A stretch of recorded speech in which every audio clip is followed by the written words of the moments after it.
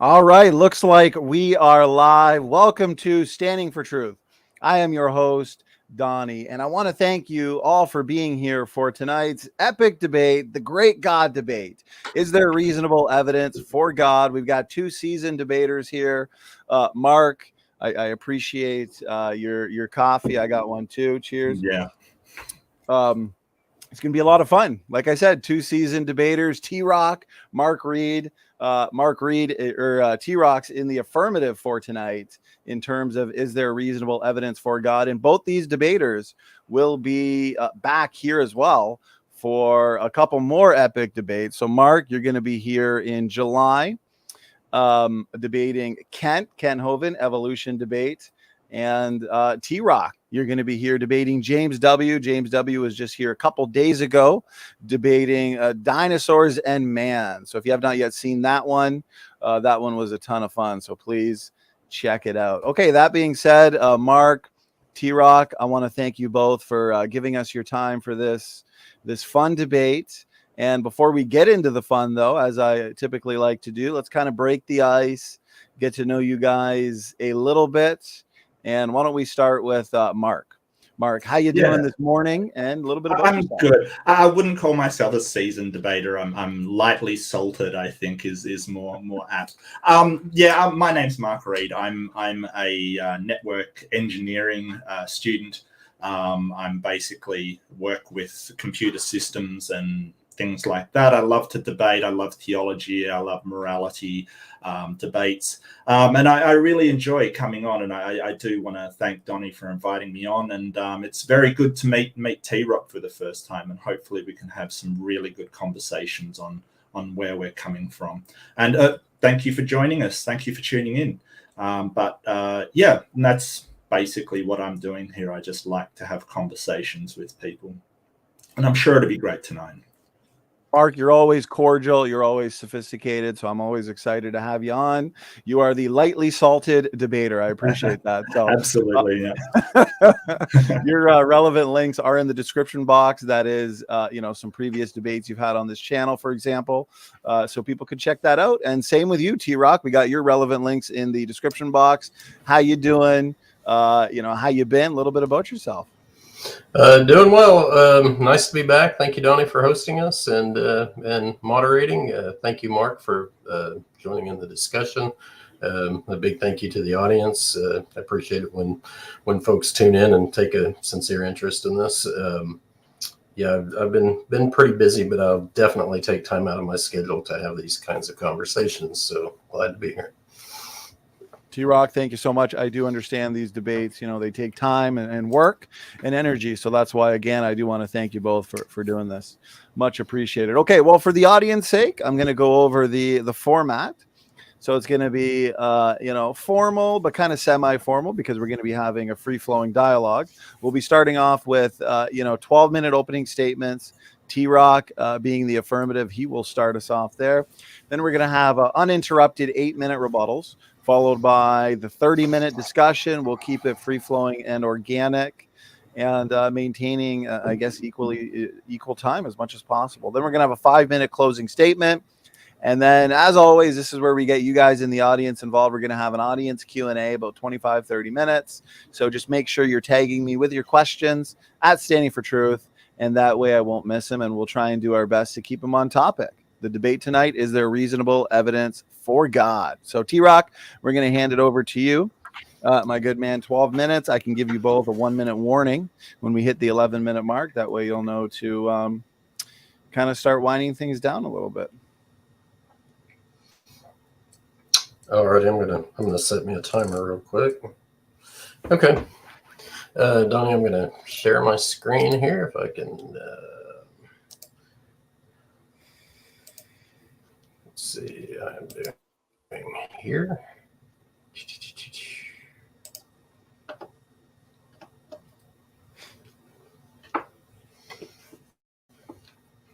And we're good to go. Okay. Let's start back. All right. My personal pet peeve, thou shalt not take the name of the Lord thy God in vain. It's my new mantra here. If evolutionists use sound logic, they would be creationists. Okay, the topic of tonight's debate, is there good evidence for God? Donnie, am I coming in good, sound and everything? Yes, coming good. It's coming in good. Your slides are up. Good to go. Okay, good. Okay, so there are three necessary truths that stem from an omnipotent God, specifically the God of the Bible. But this would be the case no matter what. It's just logical truths. So most listeners on the theological aspect of Christianity are familiar with the idea of Trinity, and even more so.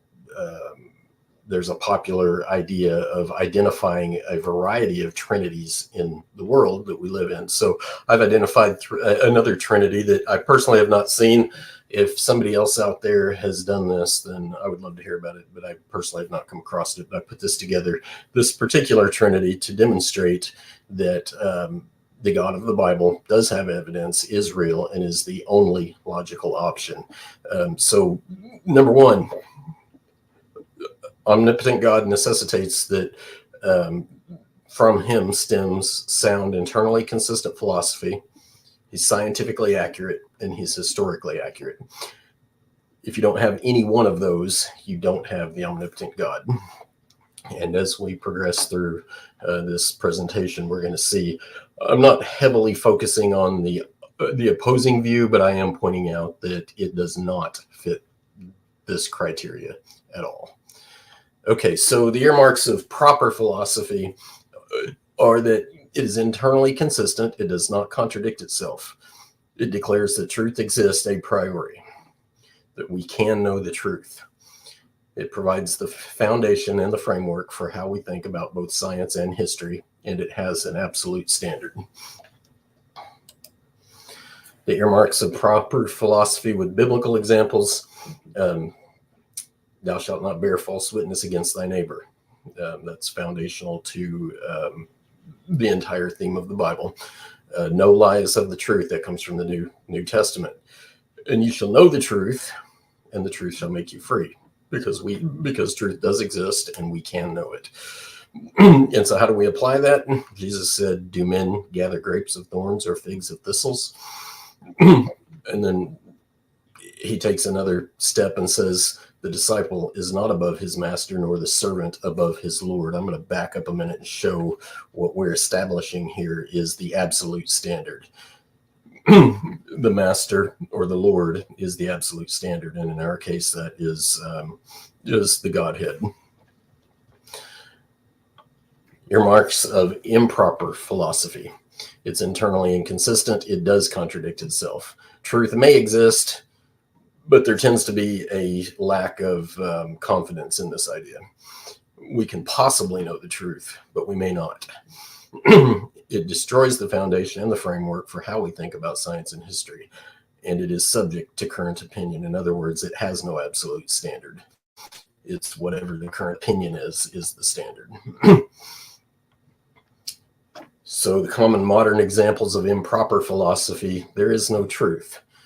Now, not everybody that professes to be an evolutionist or an atheist goes down this path, but it is a product of atheism. There is no truth. Follow your heart. The Bible says the heart is deceitful above all things and desperately wicked. Who can know it?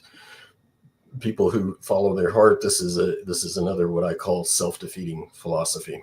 Science is self-correcting. This is a common claim from evolutionists that like to point out that, we may have got it wrong in the past, but we discover new evidences and science corrects itself. But the problem is history doesn't change.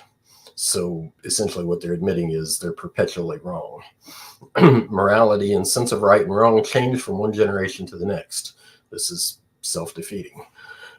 Whatever you think you're doing right today, somebody else tomorrow is going to come along and say, no, you were wrong, I'm right. And they're going to basically write you off and start something else. So, and that can go on hypothetically, perpetually. Everybody's wrong except the current generation. Earmarks of proper science. So in the theme of evidence for God, so the Bible is not a science book. Nevertheless, it does touch on a number of scientific ideas, and it is accurate in all points that it touches on. when it comes to science. So he says, it is he that sitteth upon the circle of the earth, and the inhabitants thereof are as grasshoppers, that stretcheth out the heavens as a curtain, and spreadeth them out as a tent to dwell in. Of course, this is Isaiah, and I believe it's somewhere on the order of about 2,400 years old. So well precedes modern ideas of a global earth, round earth, if you will. He stretcheth out the north over the empty place, and hangeth the earth upon nothing. That's Job. That's even older than Isaiah by my estimation, by at least a few hundred years probably. Well ahead of his time. Compare that to other religions that have a giant turtle on the back of a giant elephant and all kinds of bizarre ideas, because they simply are not, do not emanate from the God of the Bible, the omnipotent, all-knowing God that created the heavens and the earth. So they couldn't possibly know. Big Bang has the same problem. They imagine a solution that nobody can ever see, and it is scientifically internally inconsistent. So the Bible begins in a time when people could not see the earth from afar like we can today. And because it is the omnipotent God who created the earth, it's very easy for people like Job to know that the earth was hung upon nothing. Or who shut up the sea with doors when it brake forth as if it had issued out of the womb. That kind of, it goes along with the very next one. Hast thou entered into the springs of the sea, or hast thou walked in the search of the depth? It wasn't until the early 1900s, from my understanding, that people finally discovered that there are freshwater springs coming out of the bottom of the ocean. Now, was Job a scuba diver? I seriously doubt it. But when you go back and read Job chapter 38, you find out that this is actually God speaking to Job. And so God is giving information that Job could not have known on his own. More biblical examples. Where is the way? Where light dwelleth. And as for darkness, where is the place thereof? Light has a way, and darkness has a place. And he says that thou shouldest take it to the bound thereof, and that thou shouldest know the paths to the house thereof. In other words, this is still Job chapter 38. This is God speaking things that Job cannot know, and basically saying, hey, Job, how big is outer space? Job has no way of knowing that. By what way is the light parted, which scattereth the east wind upon the earth? This kind of highlights the idea that, Christians typically get accused of, some kind of magic coming from the sky. But here, again, this is God speaking to Job, and he's telling him very plainly what the mechanism that causes the weather patterns is. He says, canst thou bind the sweet influences of Pleiades, or loose the bands of Orion? Canst thou bring forth Mazzaroth in his season, or canst thou guide Arcturus with his sons? Now he's talking about a particular star formation. The bands of Orion are three particularly bright stars, and Pleiades in particular is interesting here, because this is, again, God speaking to Job, and he's saying, can you bind the sweet influence of Pleiades? Well, Pleiades is what's known as a heliacal star, meaning it moves in a weird pattern. That word implies to me that it moves in kind of a helical form, kind of like you think of screw threads on a bolt. But anyway, it has a strange pattern, and historically it was actually used to determine annual cycles and seasons. So here's God speaking well beyond the knowledge of the day. And then he says, who hath put wisdom in the inward parts, or who hath given understanding to the heart? Well, in the secular view, they don't know where knowledge, they don't know where wisdom, they don't know where love, where empathy, where those kinds of, they don't know where logic comes from. It's not an innate property of matter. And so God is telling Job, hey, somebody had to have done it. It's not a property of nature. Earmarks of improper science. So here's some past examples, and I get it that not all evolutionists or atheists fall for these things or believe these things anymore, but they are conclusions that have drawn out of improper science, the so-called self-correcting science. Once upon a time, the academics said the world is made of four elements: earth, wind, water, fire. What does the Bible say? It says that the things that are visible are made of things that cannot be seen. And it said that thousands of years before the more recent academics made this declaration about earth, wind, water, and fire. Dinosaurs evolved before grass. Turns out it was a bad guess on the part of improper science. Vestigial organs in the human body, there are none. Junk DNA, there is none. 98% similarity between human and chimp DNA has also been thoroughly falsified, even by the secularists. It looks a lot more like 80-85%, something like that. And bad methodology, deep time extrapolation for origins in the secular view, but they use only very short-term extrapolation for technological applications. If somebody wants to argue that point, we can get into that. But 1 minute. There are actually two different methods in modern science. One that applies to origins, because you can do that when there are no consequences for bad guesses, and a different method, interpolation, for technology, because there are consequences. So there is not one science method as is commonly touted.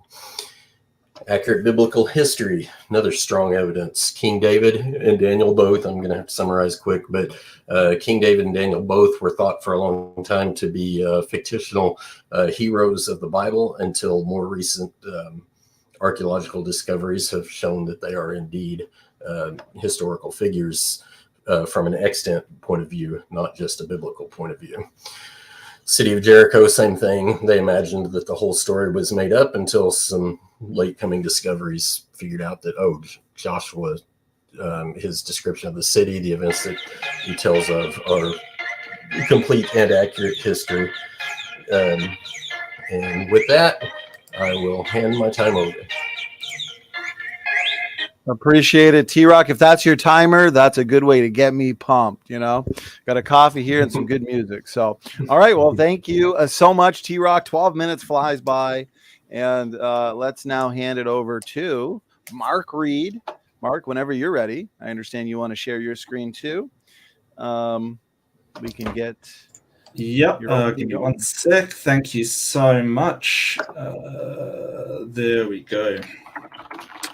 And I'll just get a little organized here. Excellent. Thank you so much. Good to be here. I hope we can have a really good conversation about this topic, which is good evidence for God. I've already introduced myself, so hopefully you'll know a bit more about me. And today we're talking about evidence. So I thought I'm sort of going to go for sort of what is evidence and how we collect evidence. And I think that's really important, because it's not only the conclusions that you make, but it's how you gather the evidence that is important, and what constitutes strong and weak evidence.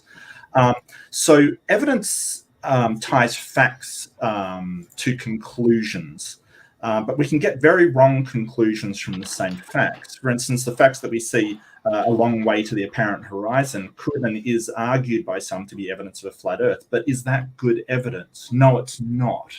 So how we collect that evidence is really important.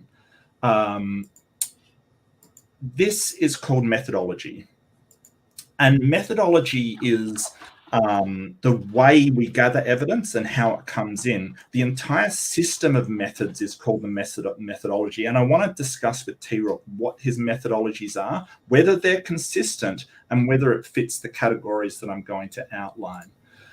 So I'm going to go through these properties of good evidence gathering, or good methods, if you will. So replicability. Basically, someone does something over and over and gets the same result every single time. For instance, Galileo rolling balls down an incline demonstrated gravity would come to the same speed no matter what the size of the ball. It has a constant rate. This happened every time it's done. And it's important that when we do evaluate evidence, we do get the same result every single time, or at least, a significant portion of the time. Robustness. This is a scientific term.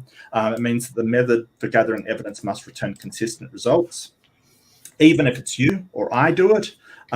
If we've got that Galileo experiment that I mentioned earlier, if I roll the balls and something different happens, that experiment and how that method is being used is not robust. It isn't going, if it doesn't work for two people the same. There's a clicking in the background there. I'm not sure what that is. Just 1 second. Oh, no worries, Mark. It looks like TRock. Okay. TRock's muted. You're good to go. All right, cheers. Thank you. So rigor, this again is another scientific term. That's the method. We have to take every possible explanation into account. If you're eliminating possibilities without good reason, your method of gathering evidence is not rigorous. It is a flawed way to do it. For instance, if you find a body with a gun, you might say, hey, a murder happened. But wait, that could be evidence of suicide. It could be evidence of accidental death. If you're ruling those out with no good reason, your method is not strong. It is a weak method of gathering evidence. So basically, you've got to consider everything, not just the first initial reaction. Objectivity. The method must approach the proposition without any bias or presupposition of the outcome. Objectivity is designed to reduce bias. When we approach a subject, we can fall prey to confirmation bias, that we interpret things how we want to see them and not how they actually are. This is a huge problem and is all throughout scientific method, and we know it occurs. So what we try to do is reduce bias by keeping an objective standard, one that is completely neutral and does not wish for anything to be true, just takes the facts as they are, uses a strong method to evaluate those facts into a conclusion. And consistency. Basically, the method has to be applied to all possible explanations consistently. So basically, if I'm applying a Nigerian prince and I'm saying, hey, I wouldn't believe that because that's a suspect, and then a Kenyan prince contacts me, you have to use the method in the same way. You can't be biased and use one method differently to another. It has to be consistent across the board. Now, the scientific methods, and I'm going to go through these because this is an example of an incredibly strong method in which to gather evidence. Testable predictions. So this is one reason why it's so strong. Now, look, I'm not saying the scientific methods are the only way to gather evidence. Like if you're crossing the street, you might look both ways. You might listen for traffic. You don't submit it for peer review. I'm not saying that this is the only way. But if you are to propose that something is true, you really should be using a method to find that truth at least as strong as it needs. And I'll go into sort of what my benchmark of that is later. The scientific method is incredibly strong. It is responsible for just about everything we see these days, all the technology, all the medicine, just about everything. But it's not the only way to gather evidence. And I'm just acknowledging that, just so I'm not going to say, hey, scientific method is the only way, but you need to have a strong method all the same. So testable predictions. We make predictions like, for instance, we can predict the existence of Neptune from discrepancies in the data from Uranus. There's a lot of predictions that science have made that has come true in the past. And that's one way we know that it is a strong method. Peer review.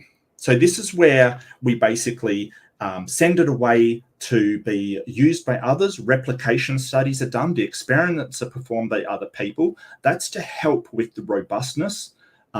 It's designed to eliminate bias because you're putting it through multiple people. We try to reduce the bias that's influencing what it is that we're testing. As I mentioned earlier, science produces results. Now, I'm talking everything from airplane flight to medicine to the internet that we're currently talking on, the computer systems that we're currently using, my phone, just about every single modern appliance around your house, in your house, and probably the way that your house was designed from an engineering standpoint is due to the scientific method.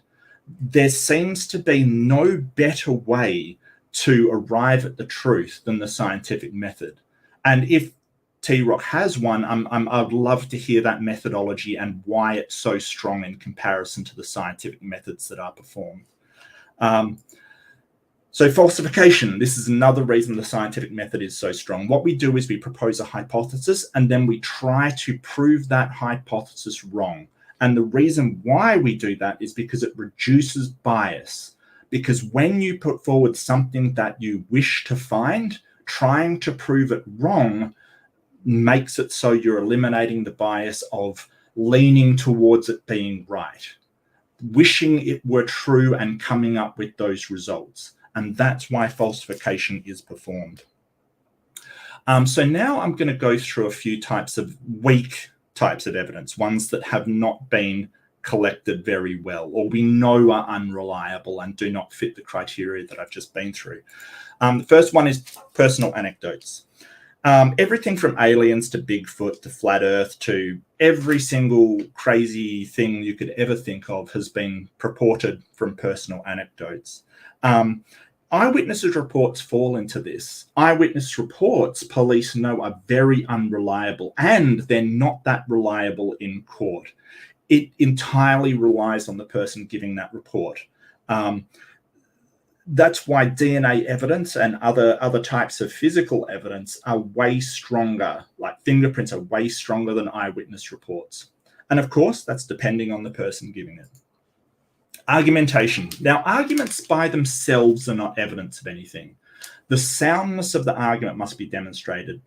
So what that means is that, you can say, if you want to show a logical conclusion, you've got to give the evidence backing up the way you got to it. For instance, okay, so all men are mortal, right? That's the start of your syllogism. Socrates is a man, Socrates is mortal. Now that's a valid syllogism. But what happens if Socrates is a cat?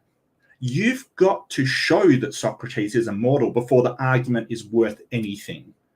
So just arguments by themselves are not evidence of anything. They're just logical thoughts that if the premises are true, the conclusion must be accepted. But the evidence is what shows that the premises are in fact true. Socrates is a man and not a cat. Evidence against the alternative. This is one where basically you argue that because something is wrong, another thing is right. Now that's fine when you've got a dichotomy, only two options. But the problem comes when it's a false dichotomy. There's more options available.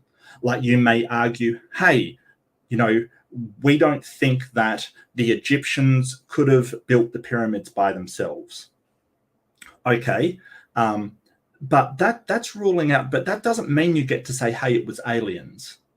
It could be that the Egyptians were helped by another country. It could be that that something else could have happened there. You can't just assume because you eliminate one conclusion that another one is true.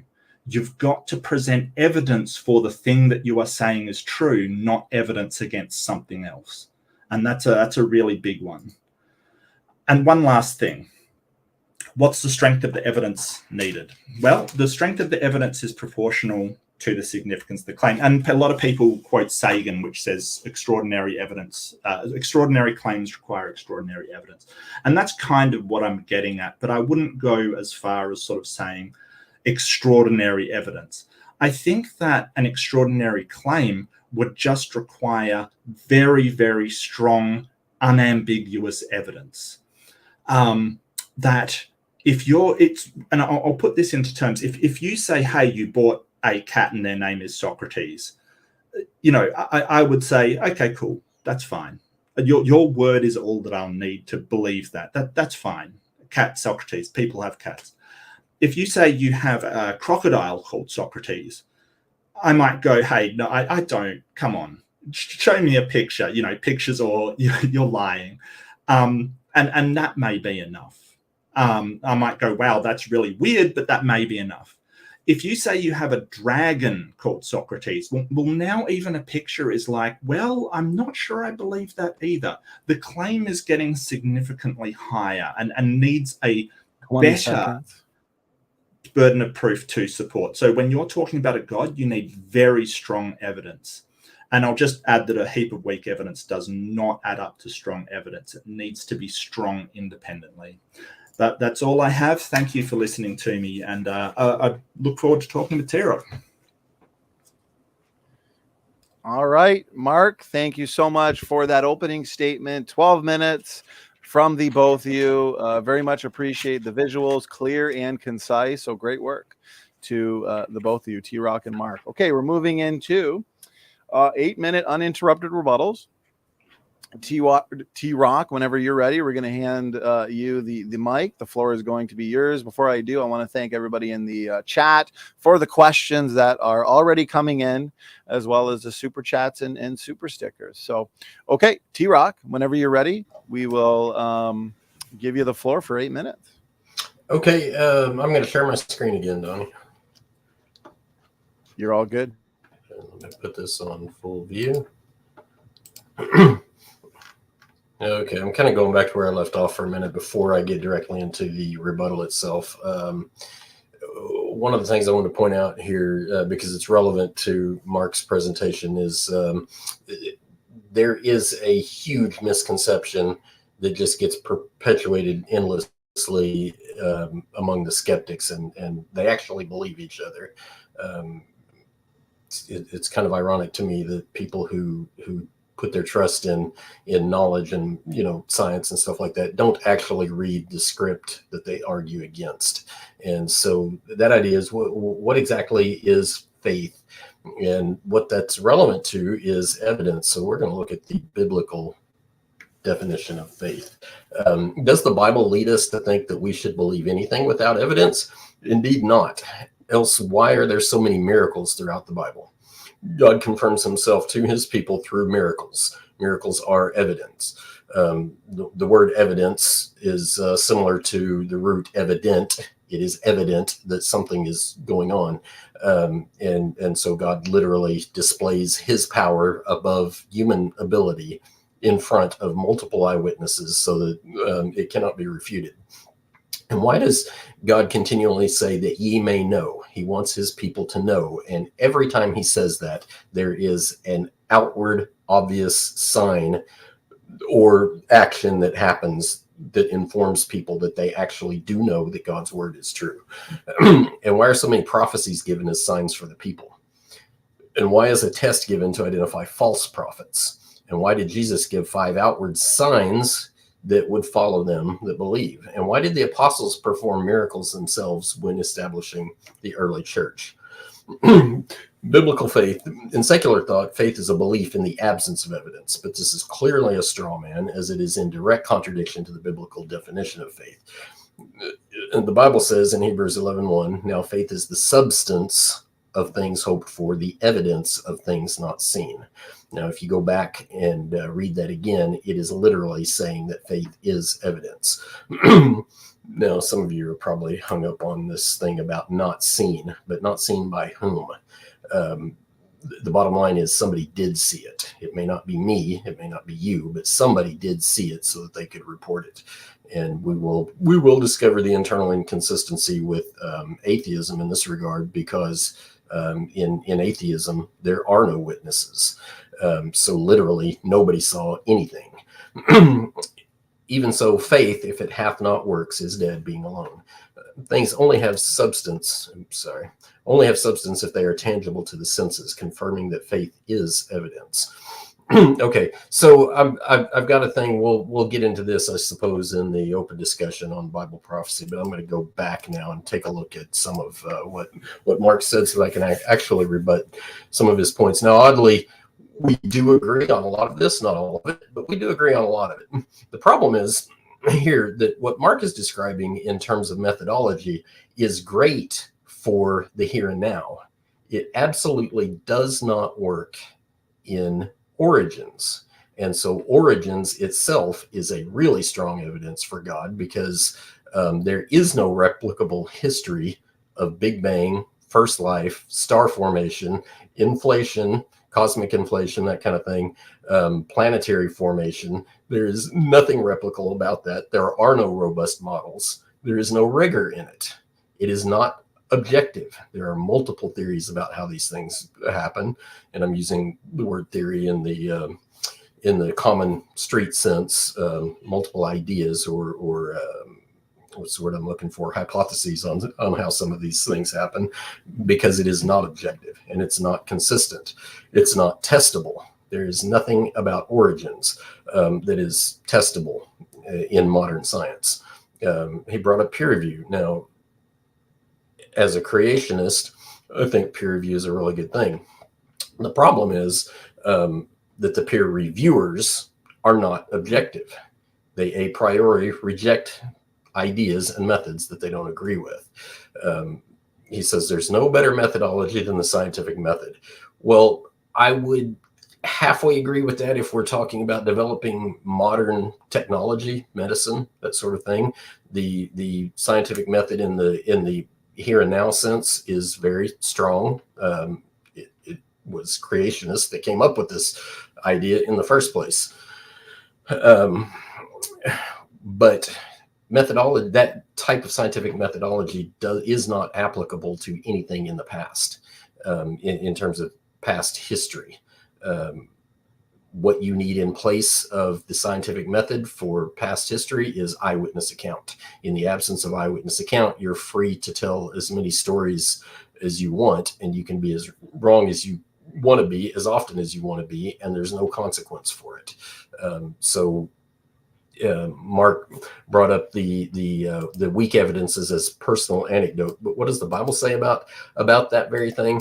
The Bible says that it says, "In the mouth of 2 or 3 witnesses, let every word be established." So the history, the existence of God, the testimonies about God, they are not one person's anecdotal story. There are multiple eyewitnesses for virtually every step of the way through the Bible, because it is actually disallowed in proper theology to not have eyewitnesses. It's disallowed to only have. It's not that it's disallowed to only have one witness, but per the law written in the Old Testament, in the mouth of 2 or 3 witnesses, let every word be established. In other words, you're probably not going to convict somebody of some heinous crime and give them the death penalty based on a single person eyewitness account. It's probably, in biblical terms, it does take more than one person.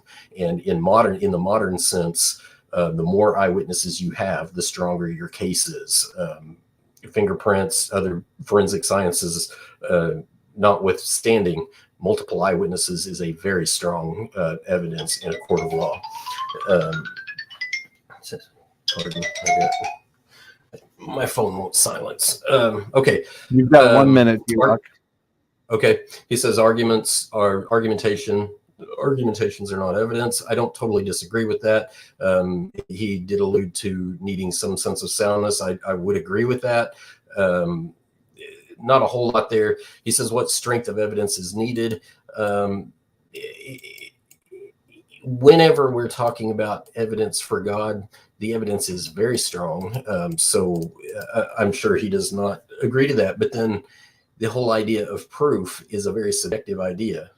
Proving something to me is different than proving something to you. But the strength of creation is, or the strength of the God of the Bible is that it covers all 3 necessary platforms, as discussed before. Logic and philosophy is internally consistent. The science, the application of the scientific method and the scientific knowledge that's portrayed in the Bible is consistent and accurate, and the history is accurate. And so the strength of evidence for a creator is that you cannot have the world that we have without one. So I will end there. Okay, TRock, thank you so much for that 8-minute rebuttal. Time is flying by. Mark Reid, we're going to hand it over to you whenever you're ready. You got 8 minutes. Fantastic. Thank you, Donnie. Okay, so just to jump straight into evolution, sound logic. Yes, evolutionists use sound logic. We use a scientific method. It is sound logic. It's been backed up. It's internally consistent. There's nothing inconsistent about evolution. So that's so you say that internally consistent philosophy, that's basically validity. So if it's internally consistent, but you're equating that with soundness, which soundness means that the premises are actually true. So an internally consistent philosophy doesn't actually prove anything. It just means that it's valid in structure. And then you mentioned the Trinity, which I don't find as coherent. So when you look at the Trinity, you basically say, hey, it is 3 and 1. And of course, the logical, rational philosopher will go, is it 3 or is it 1? And they say, yes. That is not, that's the law of excluded middle is violated right there. It can't be, it's either 3 or it's 1. It can't be 3 and 1. It's just, I don't find that to be a very coherent argument.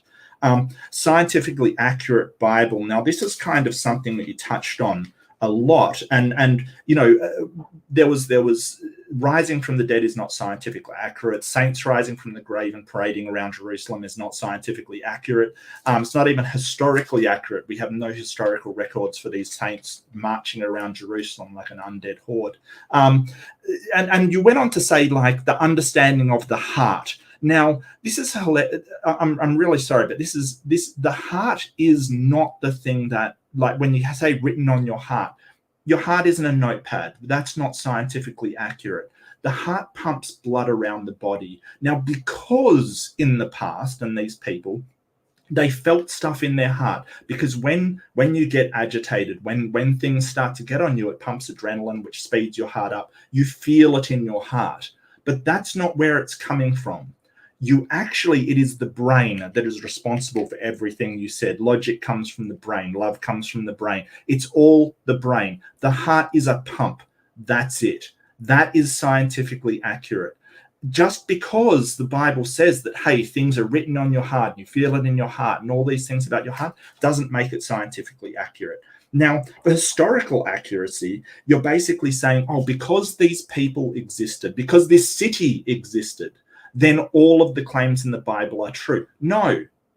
We know Jerusalem existed, Jericho existed. I'm not arguing that. I'm not even a mythicist. I don't even claim that Jesus didn't exist. He may very well have been a real person. What we want to do is address each claim as it stands. So we don't just say, hey, because Jesus lived, he did all of the supernatural things attributed to him. That is a jump that I just cannot make. Because Jericho existed, then all the claims about God in the Bible are true. No, that is not the way to think about that.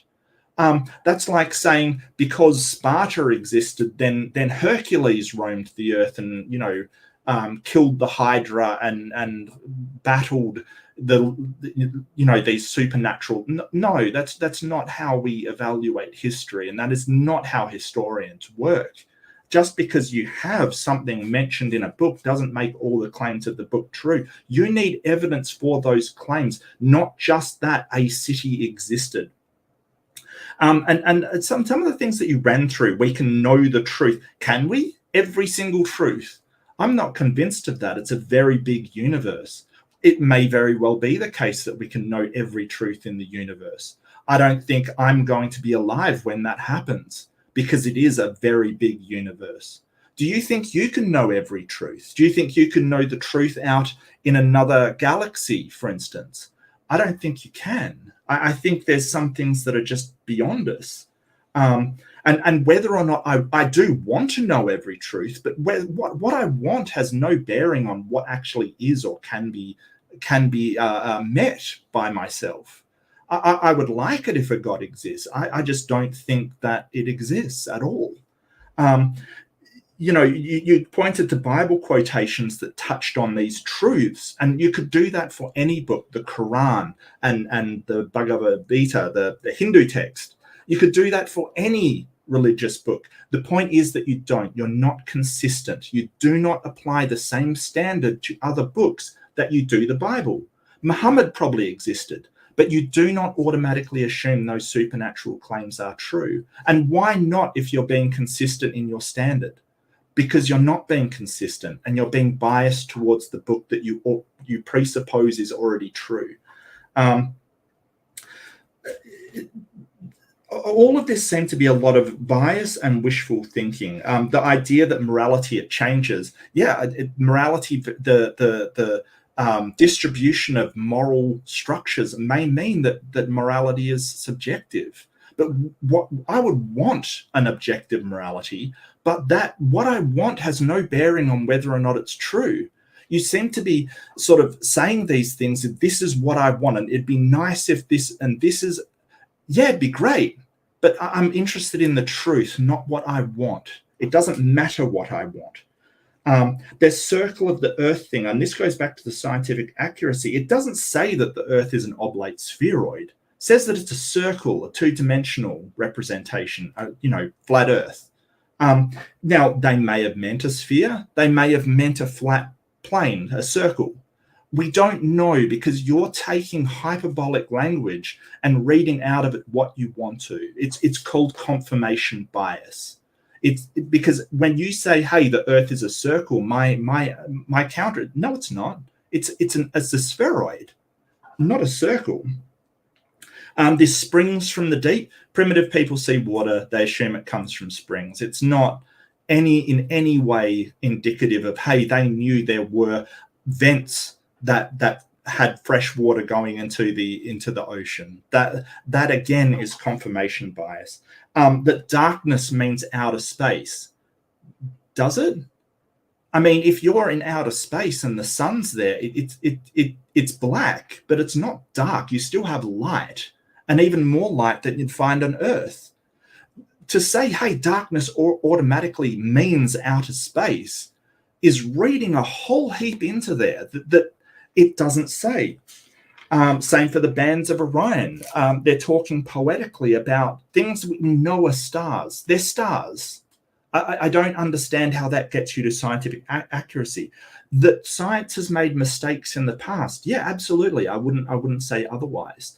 But that's a genetic fallacy. It's basically saying, hey, because it was this thing in the past, then it must be the same now. And science is self-correcting. It has corrected those mistakes. Religion didn't come along and correct the mistakes that science made. Science did.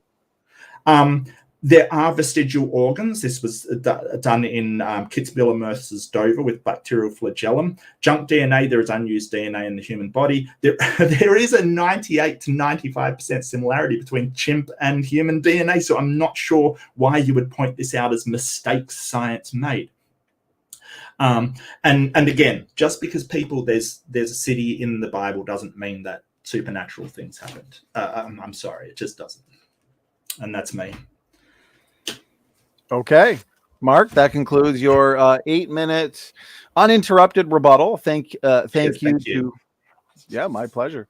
Thanks for, actually, let me restart this clock. Okay, thank you, gentlemen, for the opening statements and the rebuttals. Great debate so far. We're now moving into everybody's favorite part of a debate, the open discussion.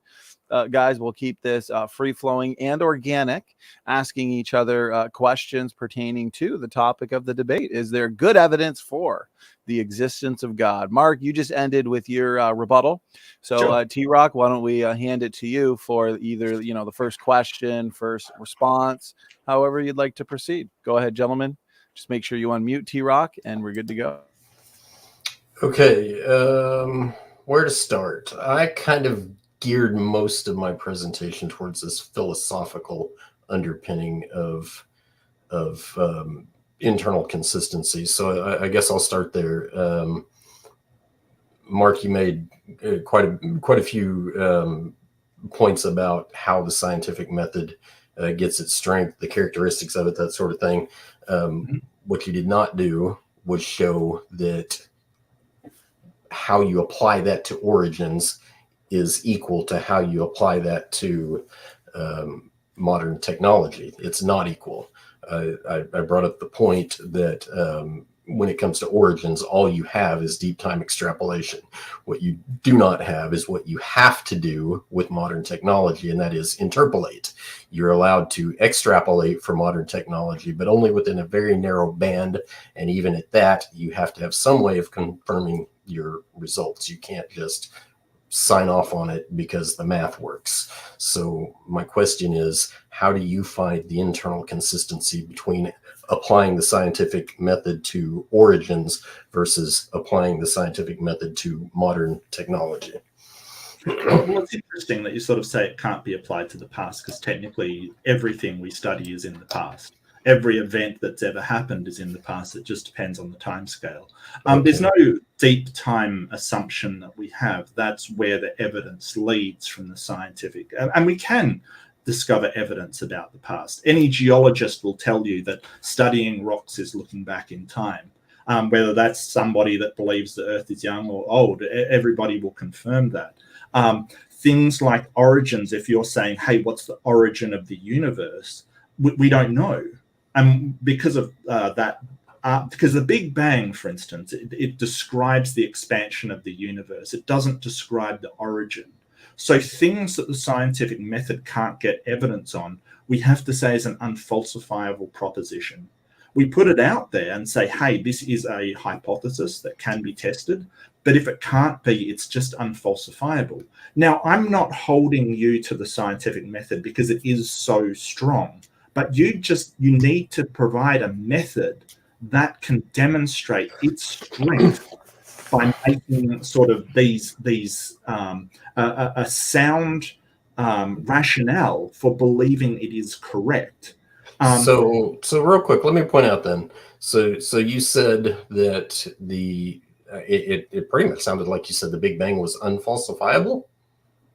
At the moment, well, no, not the Big Bang. The Big Bang is it's a theory that describes the expansion of the universe. Okay, so it goes back to one Planck era after the presumed origin point. Now, we can't, our sort of physics breaks down and we can't look, and I don't want to spend a lot of time on this, it can't go back before then. So at the moment, there's a big question mark in science over what happened then. It may not be unfalsifiable in the future, but at the moment, it does seem unfalsifiable. You can say multiverse. You can say God. How do you falsify God in that origin? So here's one of my points. Now, I said that you are inconsistently applying how you think science is supposed to work. You're inconsistently applying it to origins versus modern technology. And you kind of made my point for me, but you also at the same time you kind of what's the word I'm looking for? You're conflating or you're kind of hand waving past this whole idea of extrapolation. So deep time extrapolation is very different than what you do in real time medicine and engineering. It's very different. What we know from engineering, real quick, what we know from engineering is that if you write an equation to predict something, and you go outside the bounds of the known data set, you know that if you just go a little outside of the data set, the known actual witnessed or measured points that were directly measured, you go a little bit outside, you might be right, but you might be wrong. You go a little further outside of that, your equations start to generate larger and larger errors. And when you go way outside of the known data set, then you're going to basically mathematically render huge errors. So the further you get away from what you know, the more likely you are to be incorrect. So when you extrapolate 6,000 years, you've got a lot of room for error. But when you extrapolate 6 billion years, you've got way, way, way more potential for error. It's not the same thing what you're doing with origins. You're using literally a different method. Yeah, okay, so you're really taking a long time to say the same thing over and over and over. So basically, what you're basically saying is the longer something is, the more inaccurate it is. And we're kind of aware of that. Engineering is not the same as theoretical physics. It just isn't. Engineering is real practical. Excuse me, TRock. I gave you a very long chance to talk. Now you've got to be fair, mate. When you're doing engineering, the precision is very, very delicate. Like if you're building a bridge and the precision is not good, that bridge is going to collapse and things. It's not the same as theoretical physics where, if you go to 4.6 billion years and you're out, 1%, you're out 400 million years. Yeah, it's a lot, but you're working with 4.6 billion years. If you're out 1% on a bridge, it may very well have structural integrity problems and collapse.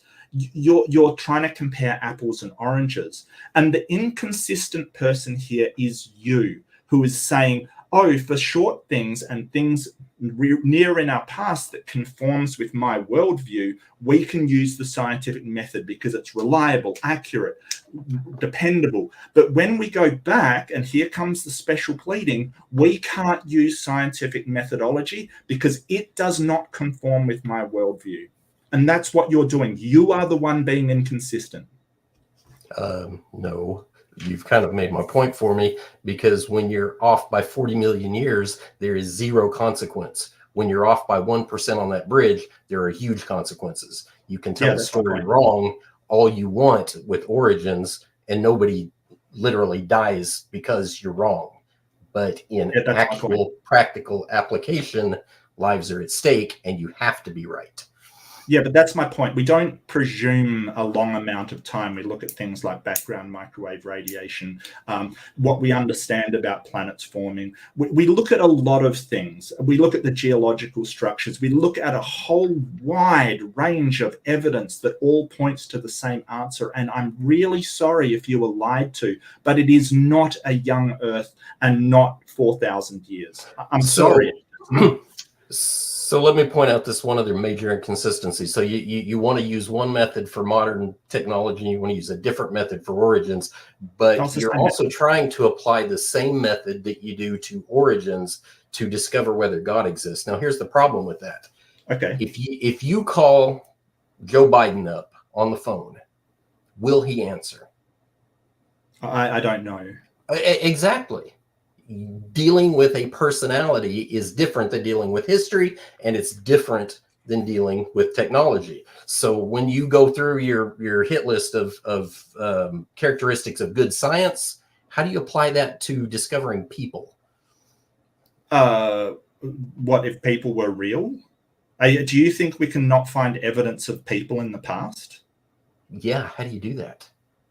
Well, you look at historical accounts, you look at physical evidence, you look at all of that kind of thing. You look at eyewitness accounts, don't you? But you seem to have missed something vital, and that's because even if a person exists, it doesn't provide any proof for any supernatural account. And you need more evidence. I mean, you went to, if 2 or 3 people believe something, then it's true. And that's ridiculous. That's that not means what I you said. have to believe. Well, you mentioned the passage in the Bible about 2 or 3 people believing something. I did not say that. Means that you have to believe in aliens. You'd have to believe in Sorry, Bigfoot. I did not say that. Then what did you say? What did you say? I said in the mouth of 2 or 3 witnesses. I did not say in the mouth of 2 or 3 believers. There's a difference. Witnesses, yes. How can you tell that they're people who have seen? So how can you tell that they're witnesses? Let me give you an example. How can you tell? How can you tell that they're witnesses? Well, one way is the same way you do with the historic method when you want to know who was president of the United States back in 1900. What do you do when you want to know who wrote the Gettysburg Address? You consult historic documents because those are the witness accounts. So let me give it. So all historic documents are true. Did I say that? It's the Bible that you said if you want to know something in the past, you consult historic documents. Are you saying that all historical documents are true? No, you're rounding my sentences off to something I'm not saying. And what's your point? You're basically saying, hey, the historic documents that I believe are true and the ones that I don't believe are false. How can you tell? How can you tell if those historical documents are true or not? What is your methodology? How do you tell if the historic account of what happened in Rome 2,000 years ago is true? Very tentatively.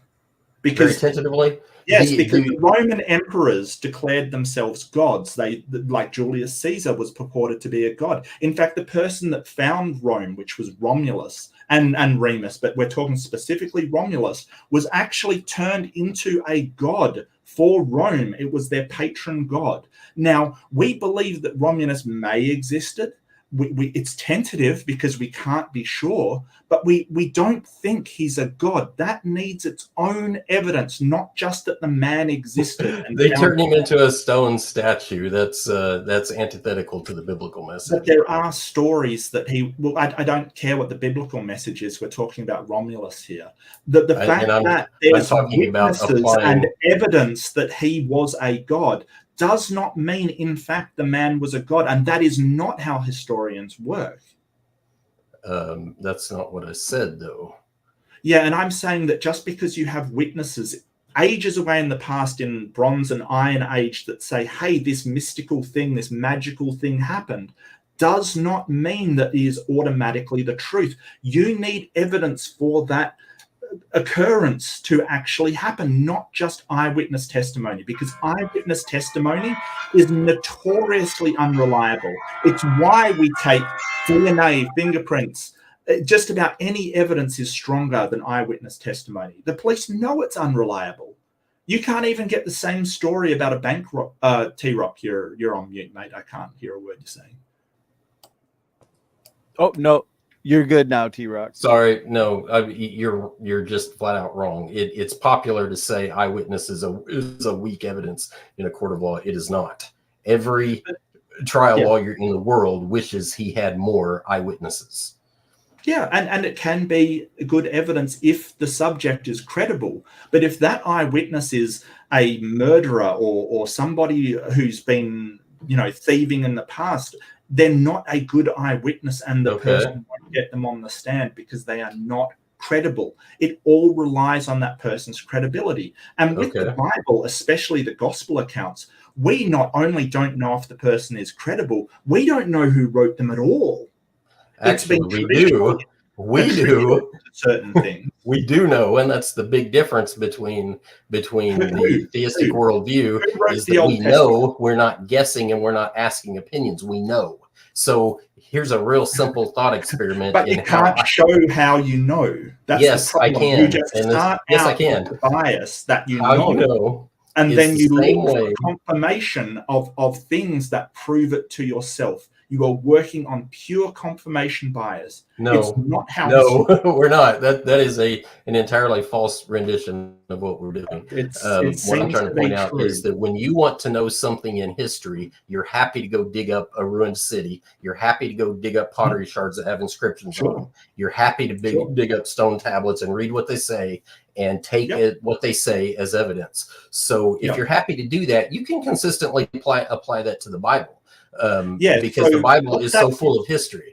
And so what that is evidence of is evidence of jars and anything written on the jars. That's evidence of cities. That's evidence of people. It is not evidence. Part of what you're doing is establishing, but part of what you're doing in that exercise is establishing witness credibility. So if Joshua wrote a history about the city of Jericho, and he says it was in such and such a location and such was the conditions around it, and then you go dig it up archaeologically and you confirm that Joshua knew what he was talking about, you're confirming the credibility of the witness. So being consistent, you would have to apply that because we have stories of Romulus and that he founded Rome and that he was a god, you would have to be intellectually consistent, believe that Romulus was a god. You are having to. No, I would not.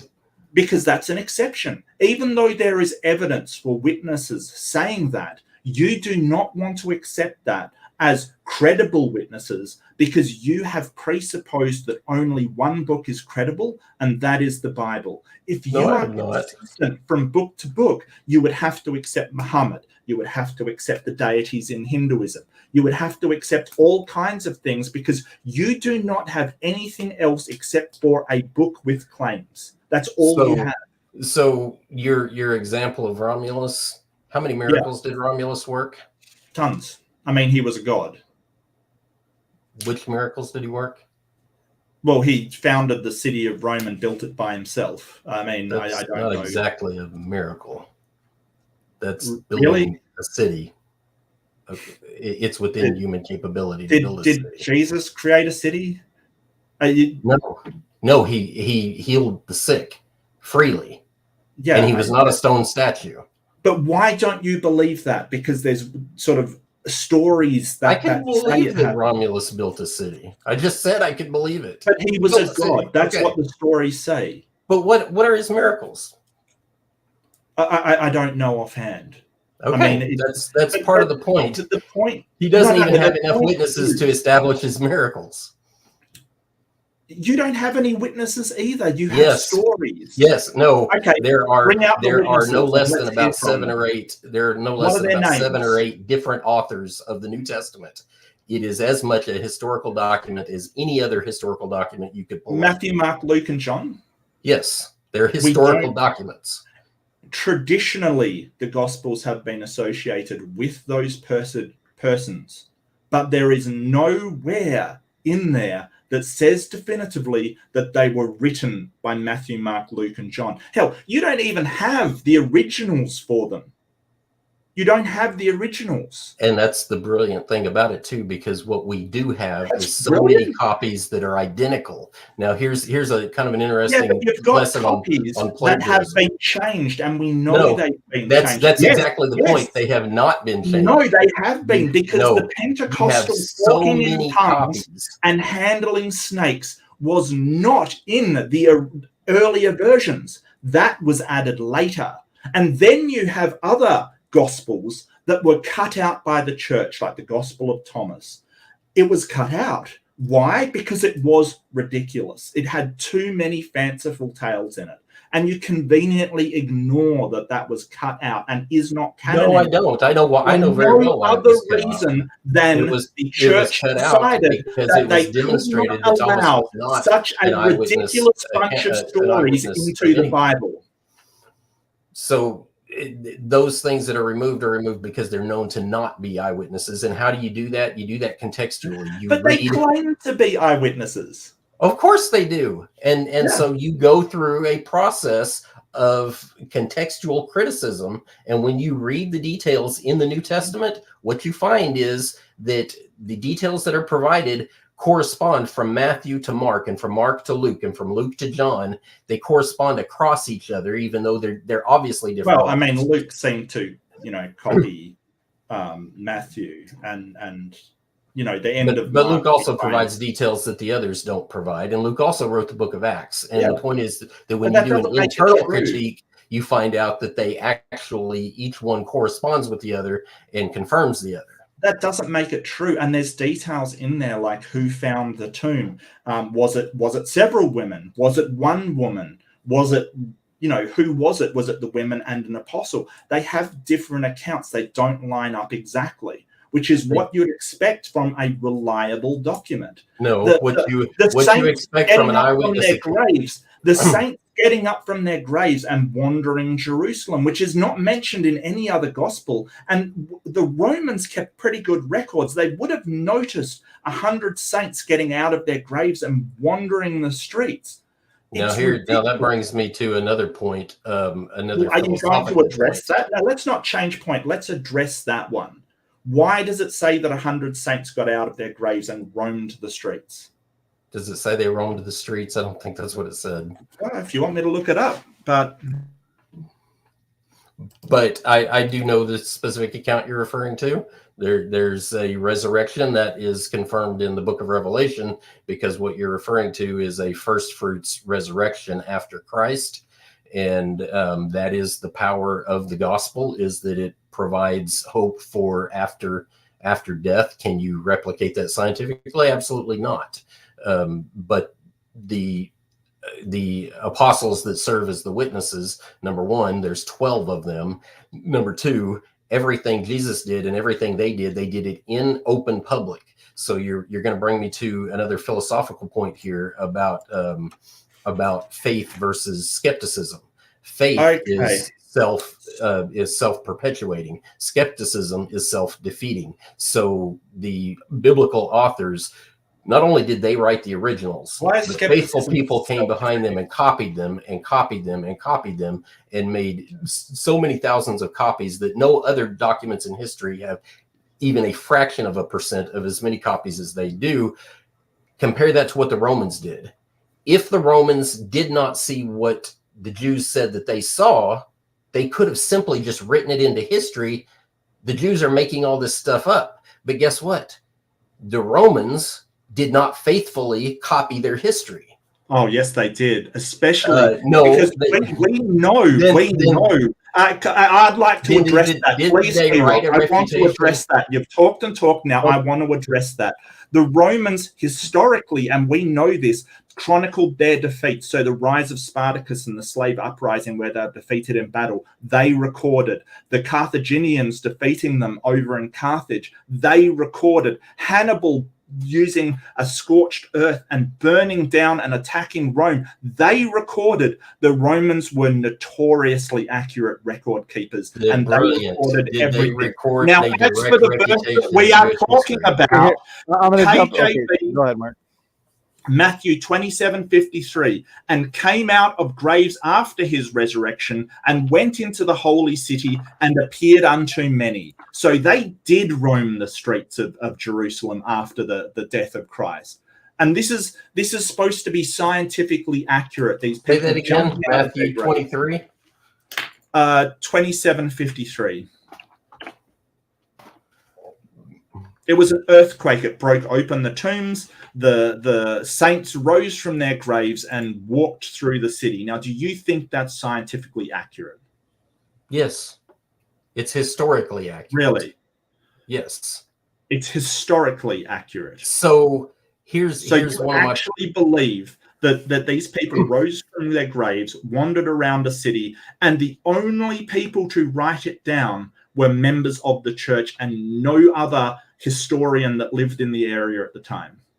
So you blew right past the point that you were making for me, and that is the Romans and their accurate history recording. Why didn't they record an accurate refutation of this? Because they didn't know. They could have.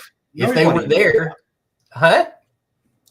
It was recorded that there was followers of Christ that believed this, but not many people believed it at the time. Why would they record a refutation of something that nobody experienced? Because if you have a city making a bunch of commotion that's under the control of Rome, then the centurions and the Romans who were there to keep order in the city they would have been obligated to write their refutation. No, this stuff they're saying happened did not happen, because they have to report back to Caesar. Why would they not record an accurate refutation of this history if it really didn't happen? Historians recorded that there were people that believed Christ rose from the dead. They didn't have to refute it because it just wasn't. That's just what they believed.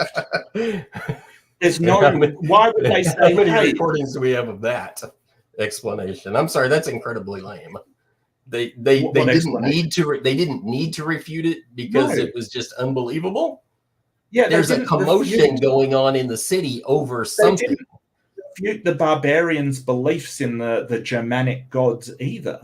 You know, it's not what they record. They record real events, not made up fairy tales. It's the Romans. They were very, very practical. That's the point. If it was a made up fairy tale, then why didn't they record it happening? If so many people saw it, why did they not even say people are claiming that dead people wandered through the streets and many people saw them, but history is absolutely silent on this point? Logical fallacy there. Absence of evidence is not evidence of absence, but except where you would expect to find evidence and there is none. You're missing the last part. You incorrectly expect to find evidence of. So you're saying, why don't these people? Here's a better question then. Here's a better question. Why did none of the other apostles record it? There's a better question for you. Why did none of the other apostles record this particular event? People coming back from the dead, wandering the city. Why did none of the other apostles record that incredible, miraculous, insanely significant event? Well, I would like to point out to you that there's nothing more miraculous about 100 people resurrecting from the dead than there is one person resurrecting from the dead. And all of the apostles record resurrection from the dead on individuals. So you think that if one person is saved in a accident or something, it's no more significant that hundreds of people are saved? You're conflating significance with not. The strength of the ability to do something. It's two different things. If you can raise a single person from the dead, That's pretty much as much power as Really? you can possibly exhibit. So Well, to it's a raise discrepancy 100 people from the dead is not significantly more powerful than raising one person from the dead. Really? It's more significant in the sense that you have 100 people and you consider 100 lives more significant than one. Yes. But what's the difference in the power? A lot, 100 times, I would imagine. And so you think So you think because someone's raised from the dead, the power it takes to create that is the same as the power to raise 100 people from the dead? It's the same authority, yes. It's like building one house versus building 100 houses. This is the person that claims that sides, in order to do one thing, one event, one action, 100 times that action is 100 times the energy needed. I'm sorry, but that's just pure logic. You're basically arguing that. Do you even know what spiritual energy is? No, tell me. Then how do you know how much more energy it takes? What is spiritual energy? What is a personality? Well, a personality is a facet of your psychological states that. So you talked earlier about.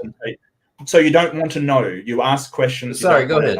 What is spiritual energy? I mean, I can describe what a personality is. What is spiritual energy, and how do you know it exists? How can you demonstrate spiritual energy to me? Well, what I'm demonstrating to you is you made the comment earlier about. No. Let's go back to spiritual energy. Demonstrate spiritual energy. I am. I want to point out your comments about the Trinity earlier. Well, no. Forget that. I want to look. Don't run away. Demonstrate. Okay, you can stop any second now and just listen, because we are talking about spiritual energy, and you keep saying that's what you want to hear, but you keep interrupting. Spiritual energy, but you're going off to the Trinity, and it's got nothing to do with three parts of the Trinity. So, Mark Reid, you have a physical body, you have an intellect, and you have a personality. Do you not? I think that my intellect is tied to my personality. I think the mind is a lot more complicated than what you're pointing out. And in fact, what I think is that the brain, the physical brain, is in tied to personality. If I get brain damage, my personality and my intellect could very well change. I think that. So let me say it a different way. You have a physical body. You have. Well, I know. I agree with that. You have a logical way of thinking. You have what you know, and you have what you feel. What you know and what you feel are two different things, are they not? Well, I think I have a conscious mind, one that, is what you would say is my intellect. I have a rational, conscious mind. And I think there is a subconscious. But I think those are two parts of the same mind. And that's what psychological studies and psychiatric studies generally tell us. I think that the mind is an emergent system from physical properties, but this doesn't get to spiritual energy. I'm trying to understand how you're demonstrating spiritual energy. So again, you want intellect, and it has to be the default position of atheists and evolutionists who don't allow for a divine creator, and that is that you have to assume that both intellect and emotion arise from purely chemical recombination. I don't think just chemical recombination. There's a lot of neural pathways and neural activity involved. Chemistry. Neural pathways are just chemistry at the end of the day. Well, I mean, neurons, as far as I know, are electromagnetic. That come from the chemistry of the body. Well, I mean, I said that nerve cells. Your nerve cells.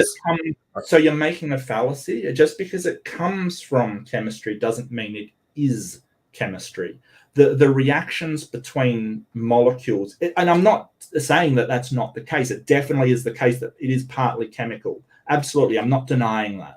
I'm saying there's a lot more to it going on than just what you're describing. Okay, it's complicated. I get that. But there's memory, there's neural pathways, there's neurons, there is chemical receptors and chemicals being generated by my body that contribute. I don't deny that, but it's not all that's going on in the brain. And you know, I'm not trying to round it down to that kind of simplicity. I know it's complex, but when you wind the clock back, you're stuck with the fact that at some point there was no life on Earth. There was just mud, water, heat, and energy. And so it had to be a long process of simple energy input and chemistry that created life, consciousness, and feeling. So you're going off to a debate instead of showing me spiritual energy. You're going off to a debate on abiogenesis. No, I'm actually taking this back to a scientific conclusion. Well, because could we have you demonstrate spiritual energy for me? Like, yeah. What's your evidence for spiritual energy? Can you hold your right hand up for just a second? Okay. Why did you do that? I don't.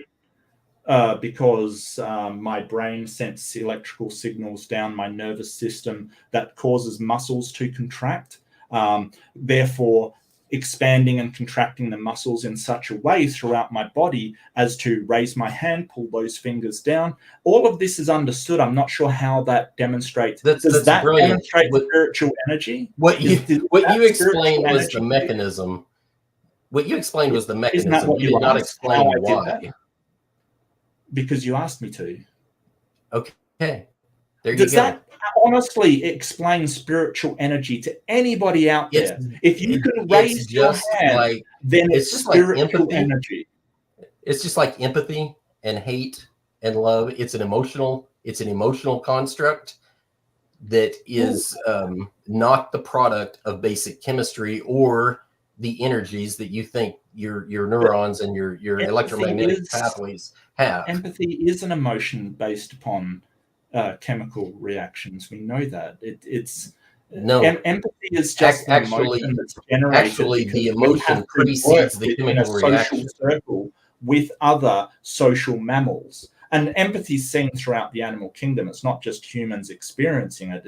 You know, dogs have empathy for one another. But what we find is that empathy occurs more in social mammals than it does in solo predators, for instance. It's a function of the way that us social mammals need to relate to one another in order to build functional societies.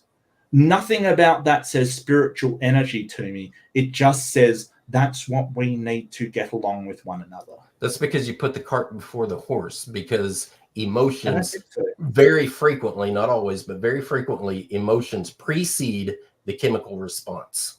The emotion comes first. It's why you can pick up the phone and say something to somebody, and the next thing you know, they're crying. It's because the emotion precedes the chemical response. So in some cases, you can generate emotion to affect somebody without being on the other side of the planet to them, and they aren't communicating with you in any way. You can just...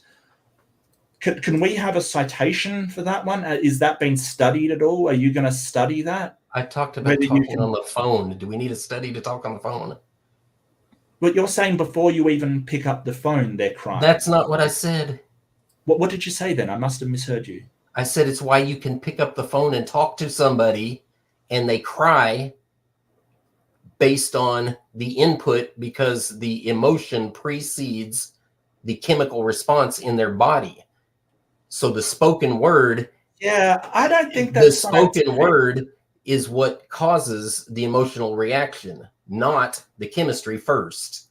No, inside the body, and then the emotional reaction is caused by the experiences they have, whether that's speech or talking, and it's also affected by the thoughts that they're having. So if somebody picks up the phone and says something sad, your thoughts are going to influence that emotion of being sad. I don't understand how that's spiritual energy in any way. And I mean, I challenge you to try and demonstrate that somehow spiritual energy is being, I don't know, funneled down the phone. Look, TRock, I've got no idea what you're on about, and I've got no idea how you're going to demonstrate spiritual energy. I mean, I wish you the best of luck. I wish you the best of luck in demonstrating how a personality or intellect arises from chemicals climbing out of the ocean. How does that happen? So Yeah, what I really want to do, doing a I want to debate take a on minute. as much as you want to change the subject to I'm not changing the abiogenesis. subject. I want to bring Yes, it full you circle are. for you. Yes, you are. No, you keep You are interrupting me, trying but I to just want to bring change it the full subject circle to for you. So I abiogenesis will do it because like you're this. incredibly uncomfortable with the spiritual energy that apparently you can't demonstrate. Yes, I can. It's called Oh, personality. go for it. In biblical Personality. terms, we call it the spirit. In secular terms, you call it personality. And there is an entire Okay. branch of science dedicated to studying personality. But what I wanted to do is bring it full scientific circle and point out that in functional science, the cause is greater than the effect. So have you ever heard of split brain patients? Of what? Split brain patients. People that have had the connections between the two lobes of the brain split in half. When you split it down the middle and separate them, you get one lobe with one personality and one lobe with another personality. And we can access that by having them right in the other hand. And it can access the opposite side of the brain. There. Right, so the left hand accesses the right side and the right side accesses the left side.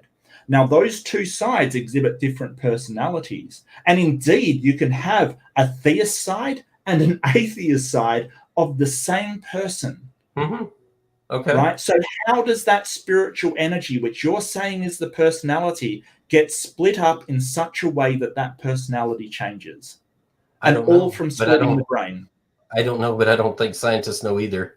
I think they're in the midst of trying to discover something they don't understand. There's a lot of unknowns. I would agree. There's a ton of unknowns. But what we know is that the personality seems linked to the state of the brain, up to and including the point that if we split the brain, we split the personality.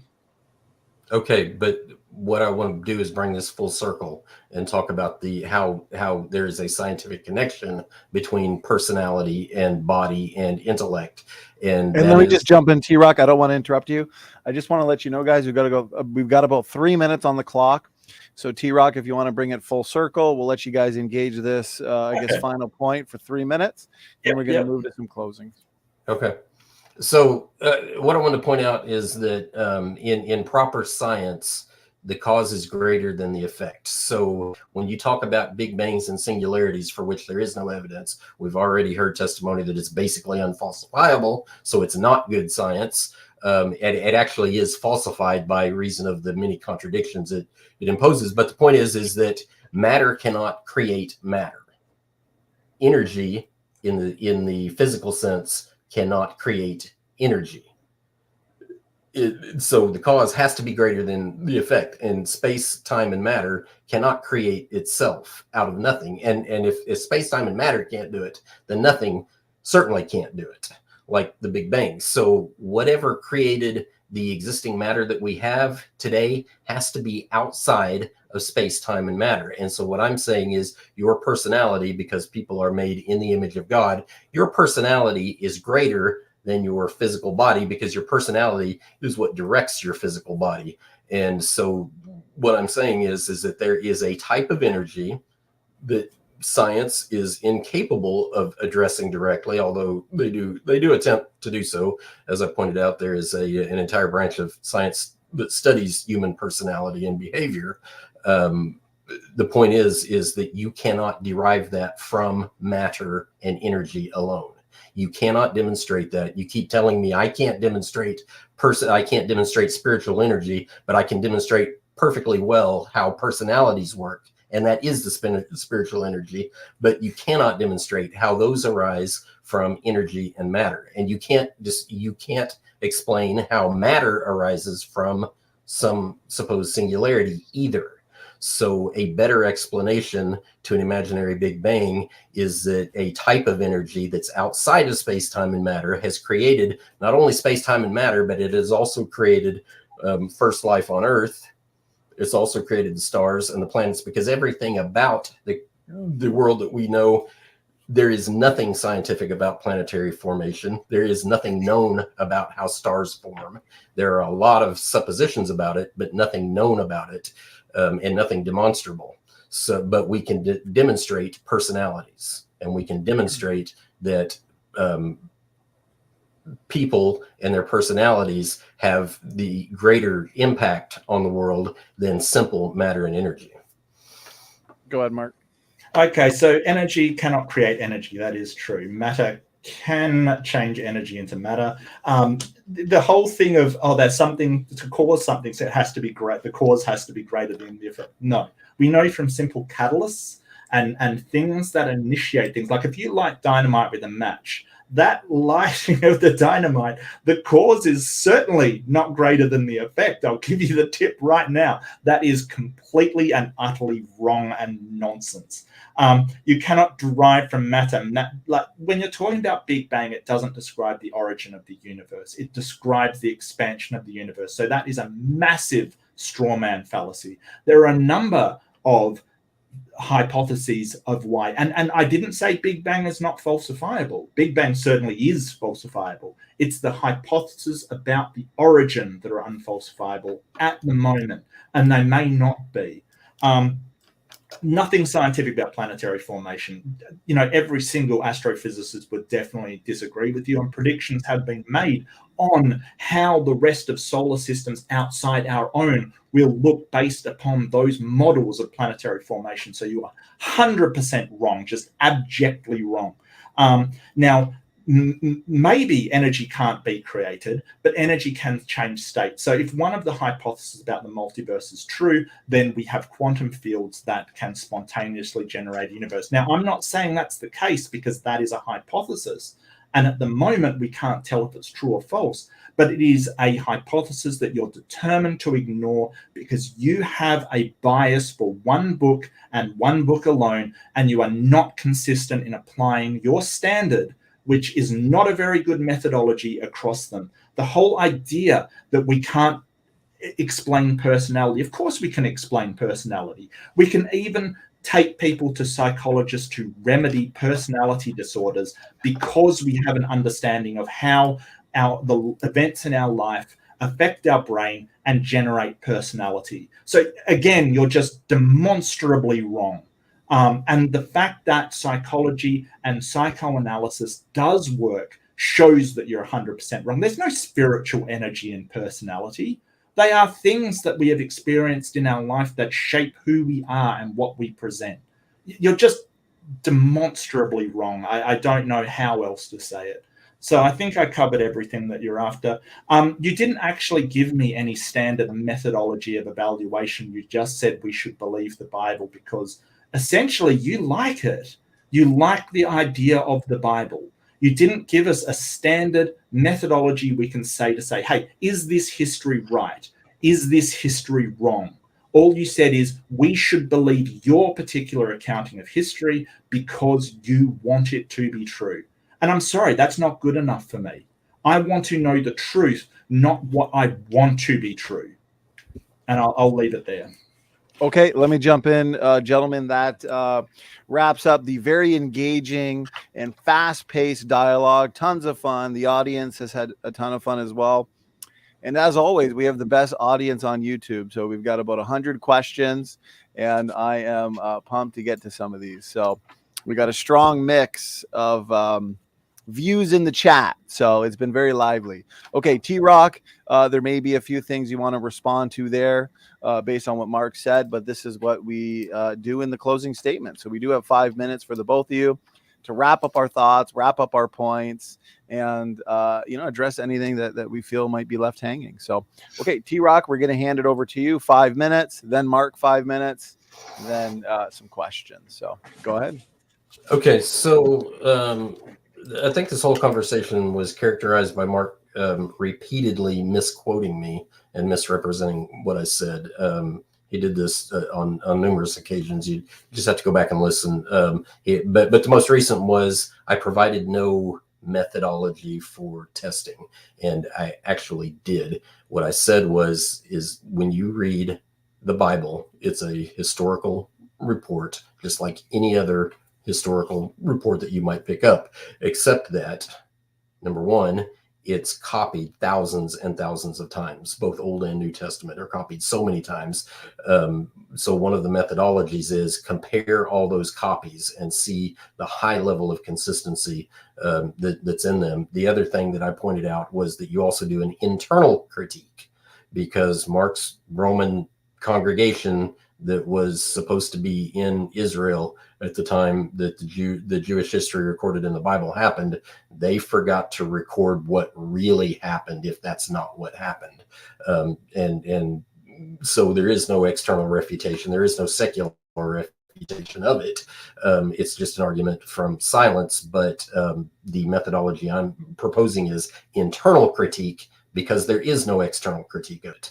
All of the external critique that does come along comes at the hands of people hundreds, even several hundred years later, and eventually thousands of years later. So the methodology is compare all the copies, find the consistencies, and follow the archaeology, see where it matches up with the historic report, and do an internal critique. And when you do that, what you find is that those other religions that Mark says I am inconsistently applying these ideas to, that I'm inconsistently rejecting them. No, I'm putting them under the same methodology and saying that they fail. They don't have thousands of copies. They don't record anything relevant.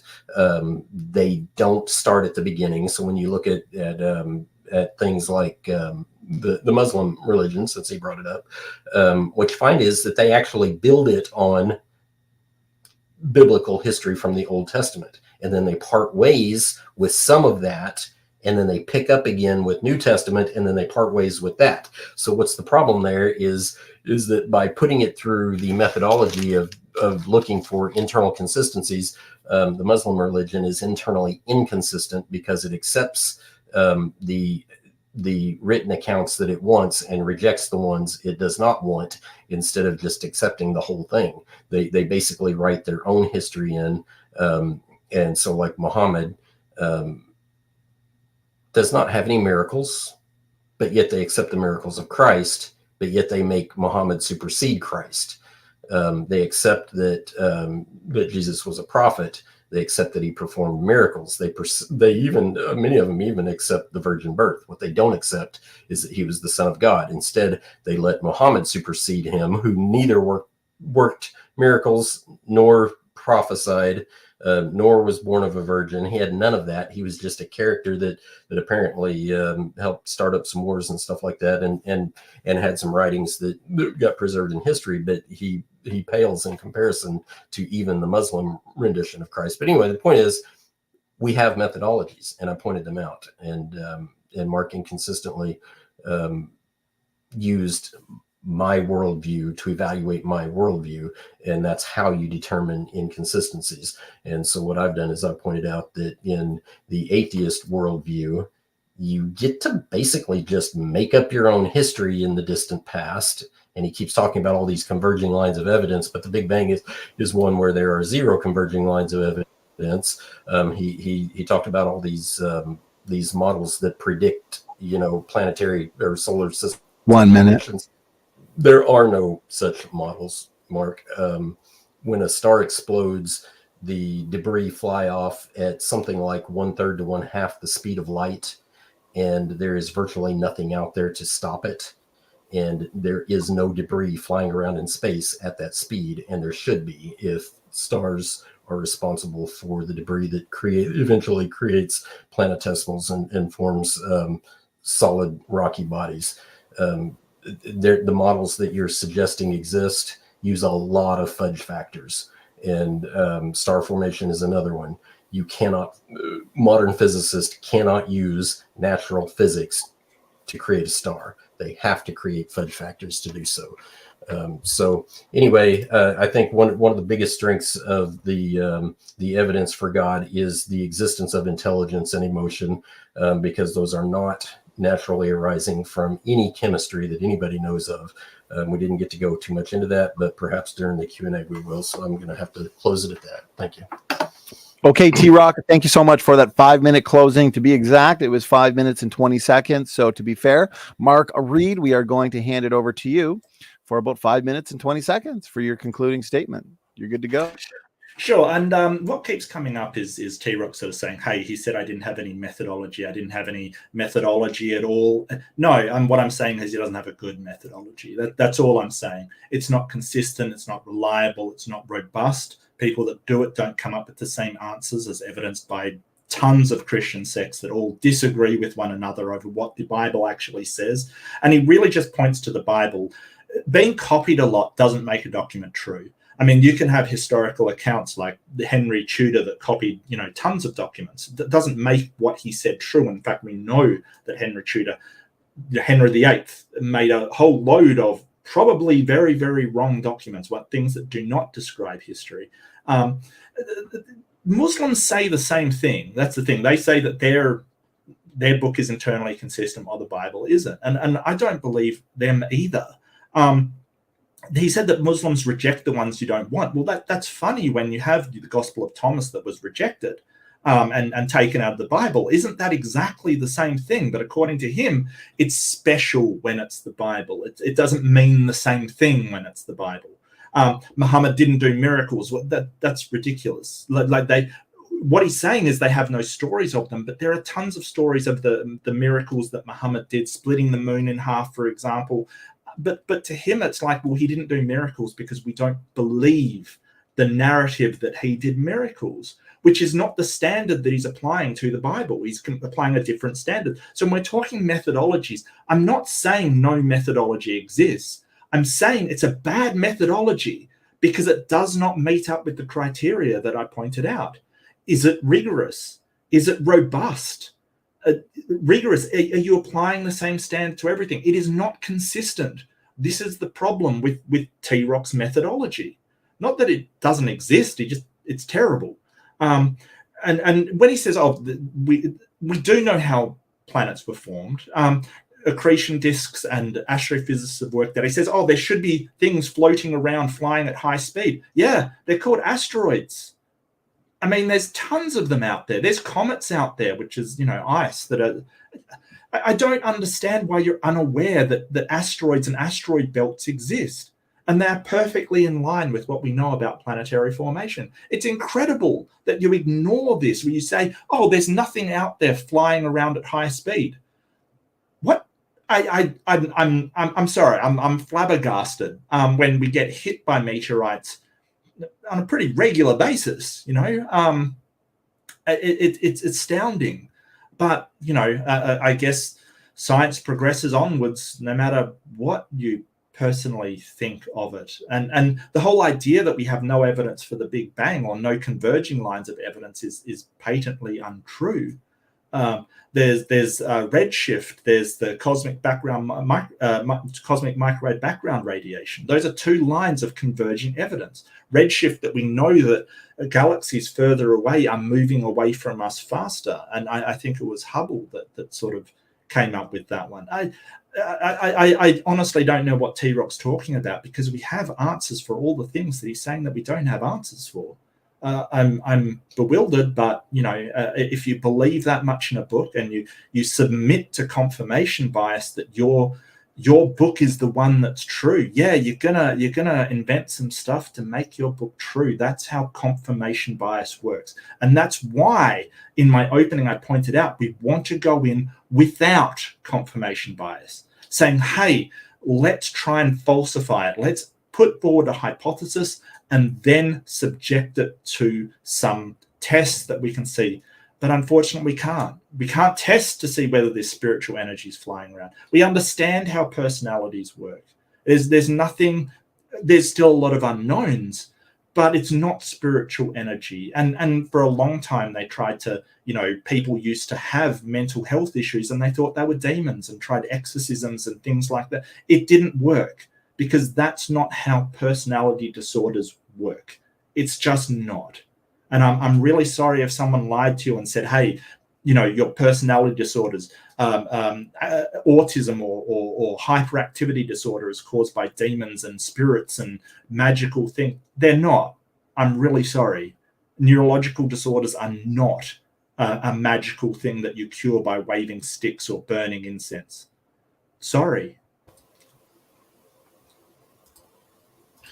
Okay, Mark Reid, just on time. And that concludes the concluding statement. So, gentlemen, thank you for making for a very engaging, memorable debate. This was a ton of fun. And, this is an important and just a great debate topic to debate. Is there reasonable evidence for God? So I'd like to do more of these in the future. So those that are interested, feel free, reach out, and we'll kind of set you up with an interlocutor. So, okay, let me also remind everybody, if they liked what they heard from TRock and Mark, both of you very good debaters and presenters. So I thank you both for doing this.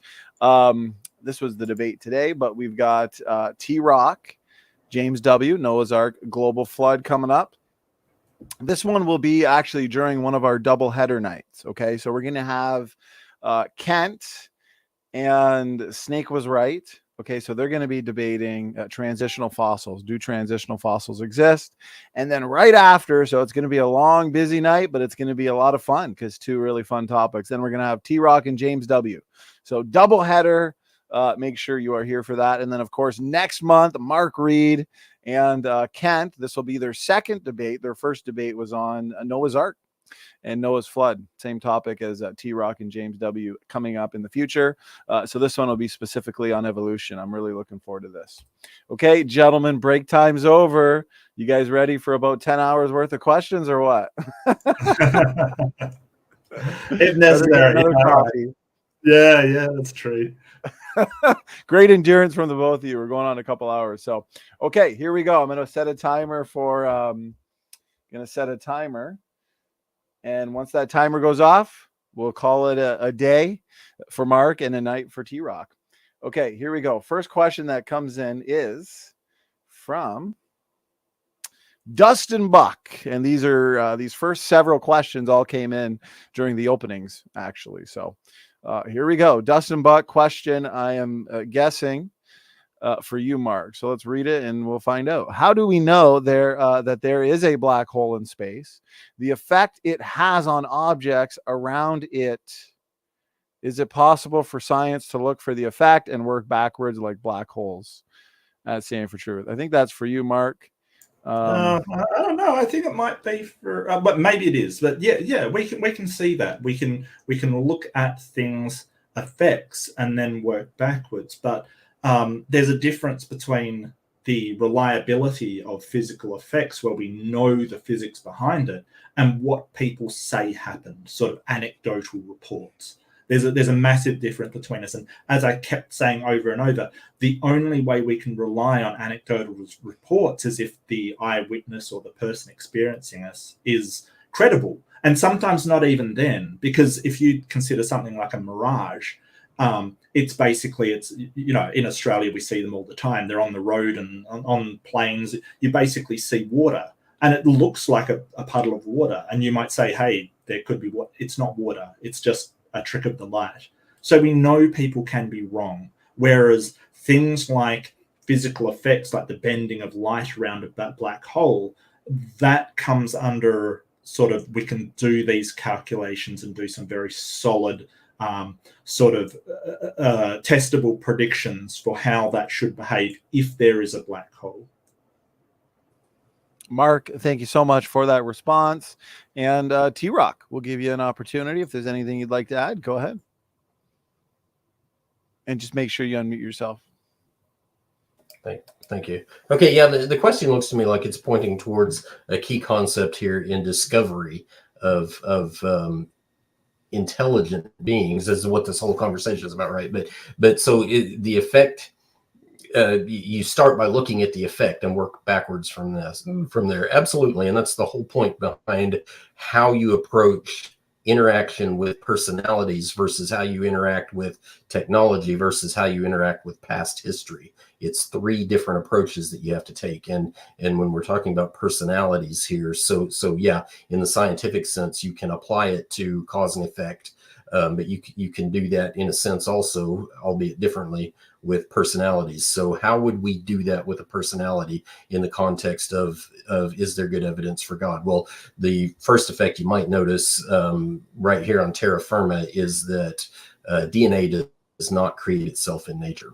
And so there is a high level of integration between from the atom, or from subatomic particles, to the atom, to the molecule, to the DNA, proteins, RNA, that kind of thing, to organs, to how organs are integrated with each other, to how the food source is integrated with everything. That is the effect that does not come from nature. Without knowing the starting point, how do you know anything in between here and there? You have to start with the effect, and the high level of integration is consistent with intelligent design and completely inconsistent with natural processes being the cause of the origin. Thank you, TRock. Mark, question was for you. I just got confirmation from Dustin, so you get the last word. Yeah, sure. I don't know when this got into an intelligent design debate, but here we are. Look, systems integrate with one another. We know why they integrate with one another. It's survival mechanisms and various other natural mechanisms working in tandem with one another. I for some reason, in all of this these natural things happening, and do keep in mind that I said evidence against one thing is not evidence for your other proposition. So evidence against natural, say, abiogenesis or evolution is not evidence for a God. You've got to come up with that evidence instead of going, oh, well, this. So it's basically an argument from incredulity. I personally don't believe this could have happened as a natural process, therefore God. It's a logical fallacy. It's a terrible argument. And just because we don't know for sure how life arose doesn't mean that you get to insert your God into that gap in knowledge. That's God of the gaps. It's called the argument from ignorance. Thanks, Donnie. Okay, appreciate the question, Dustin. The answer is Mark and TRock. Ashley Myers says, this has been intense. Great work, guys. Yes, thank you so much for making for an awesome. Cheers. Thanks, Ashley. Appreciate it. Okay, here we go. SWE with the $10 super chat. She's always putting my kids through college or taking care of my coffee addiction. So cheers. Okay, here we go. Shout out. Yeah. Shout out to SWE. So question is going to be for you, TRock. So she's asking you, and looking on the side here, we've actually got a few questions from her. So here we go. Aren't these clear contradictions? Exodus 20, verse 5. I am the Lord God, visiting the iniquity of the fathers upon the children. In Deuteronomy 24:16, no one will die for the sins of his father. Yeah, good question. There's nothing wrong with the question, except that it does miss the context in both cases. Exodus 25, I am the Lord God, visiting the iniquity of the fathers upon the children. It goes on to say into the third and fourth generation. Visiting the iniquity is not the same as putting someone to death. So the Deuteronomy quote here is actually somewhat incomplete, and I'm going to read the full verse from the King James Version. It says, make sure I get the right verse here. The fathers shall not be put to death for the children. It does not say, again, visiting the iniquity and being put to death are two different things, but it says the father shall not be put to death for the children, neither shall the children be put to death for the fathers. Every man shall be put to death for his own sin. We're talking about the difference between the, I don't know, how do I say this, but the downhill effect of sin versus the corporal punishment or the basically the death sentence for a specific crime or sin, as it were. So yeah, it's not an inconsistency at all. It's context, and whether you're talking about the effects that happen down the road or the immediate penalty for a given sin and how it's distributed. Thank you there, TRock. And Mark, we can hand it over to you if you had any thoughts, points you wanted to make. Yeah. So putting aside the horrible morality of sort of punishing somebody's son for what their father did, there's a lot of contradictions like this in it. I pointed out the one of the who found the tomb, the women, or one woman, or a woman, an apostle. That there's a few different versions in there, and that this isn't the only problematic contradictions that you can find in the Bible. There's a ton of them. So yeah.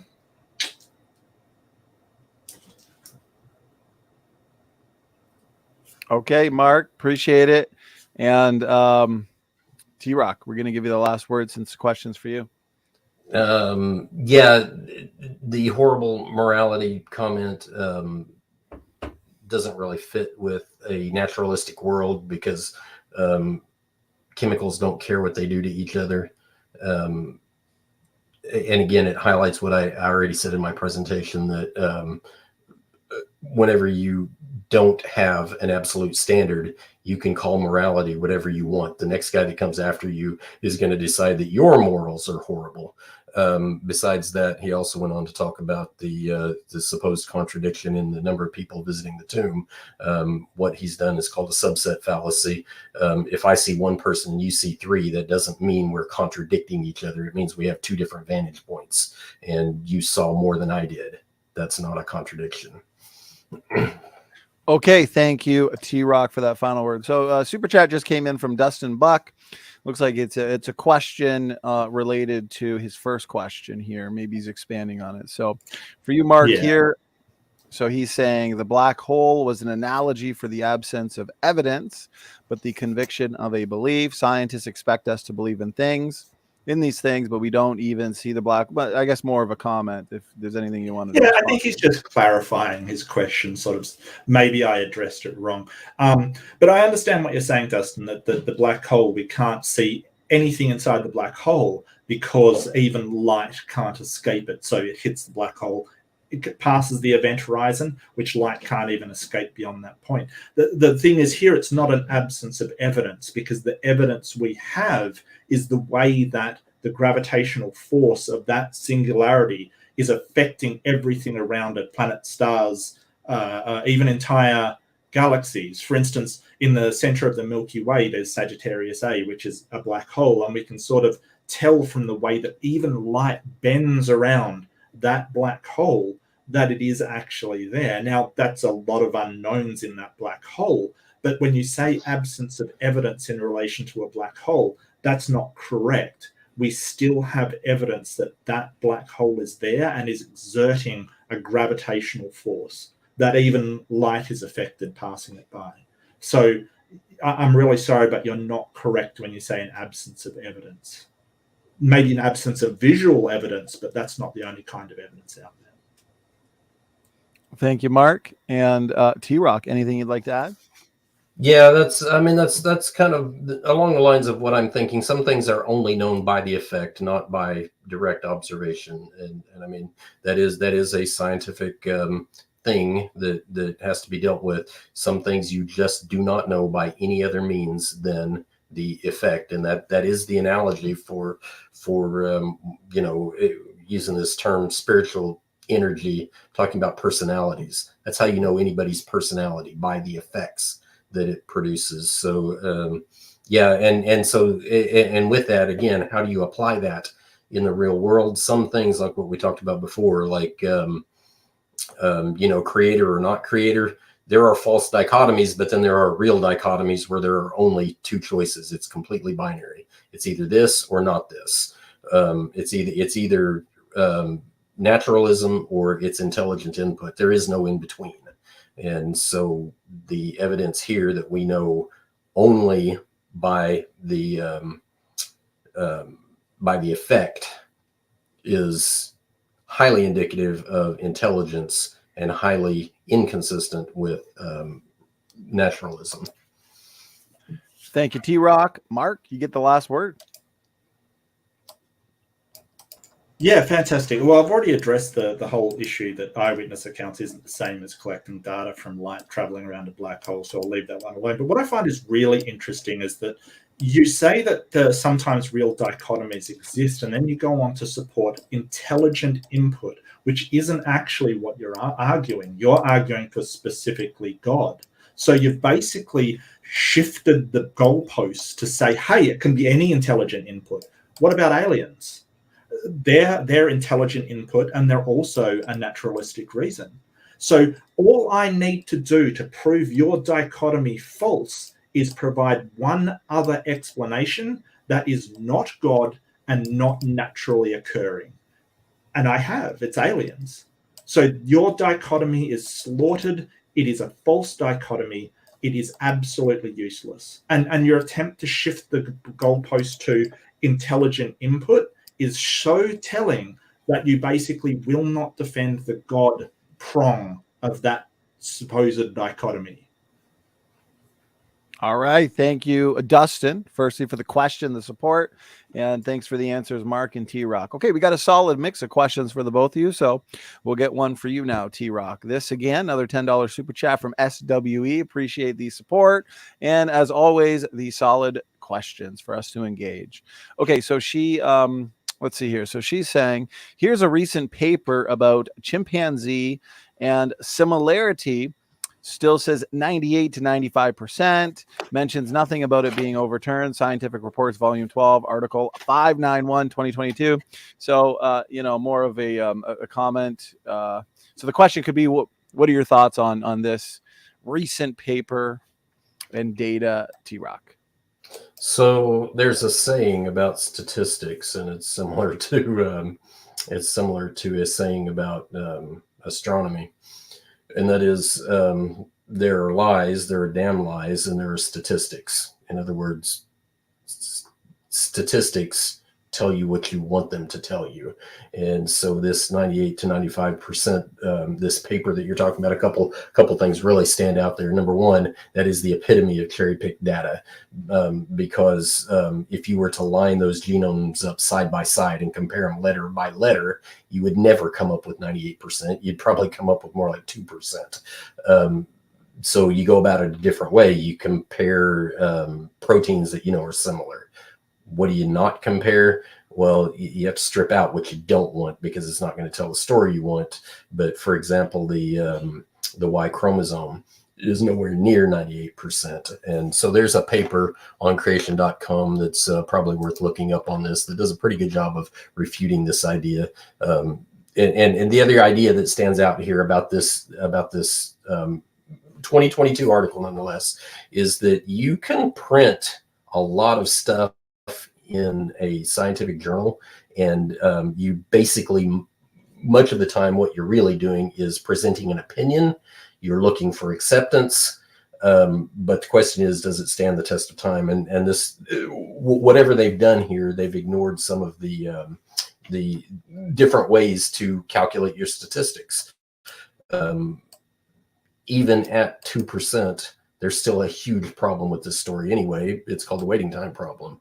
But in essence, go to creation.com, look at an article. It's called Greater Than 98 Chimp Human DNA Similarity, Not Anymore. And they do a pretty good job at deconstructing this idea and showing that it really is just statistical smoke and mirrors. Appreciated, TRock. Mark, over to you for your response. Okay.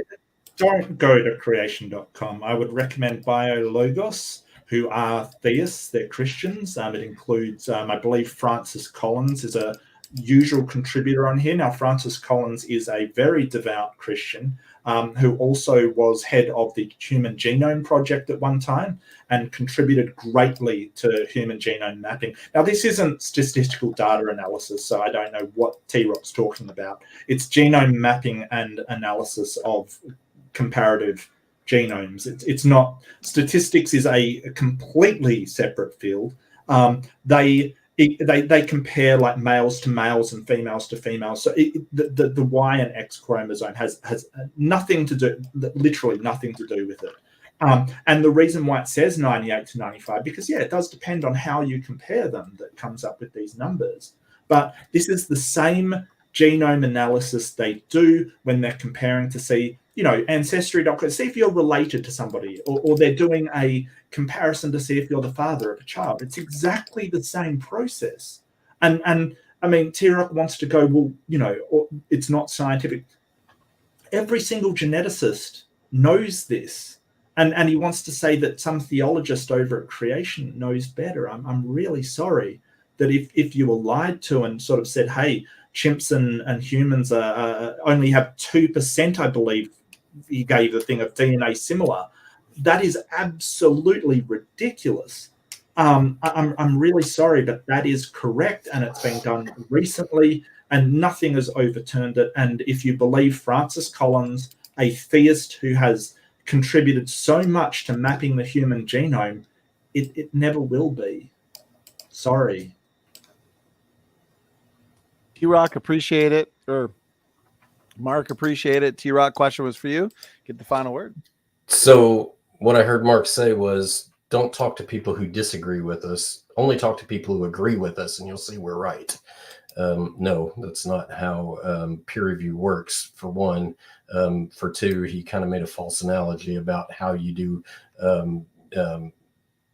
mutation comparisons to identify or genome comparisons to identify relatives. There's a lot more to it than that. That's only a small piece of it.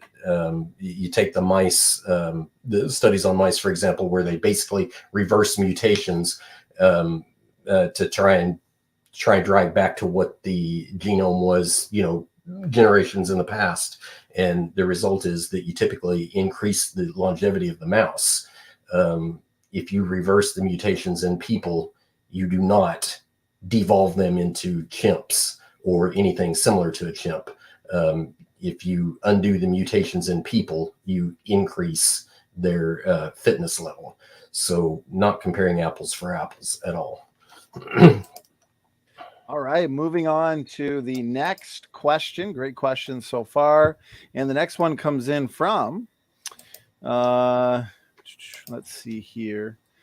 We'll find one from Mark now. Okay, here's one from Power Word. Power Word, question for Mark. The historical document called the Report of Pilate, the Procurator, exists and details the zombie resurrection event of Old Testament saints.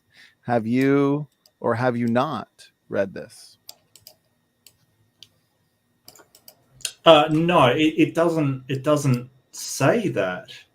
There's only one place that is written down, and that's in Matthew. There's no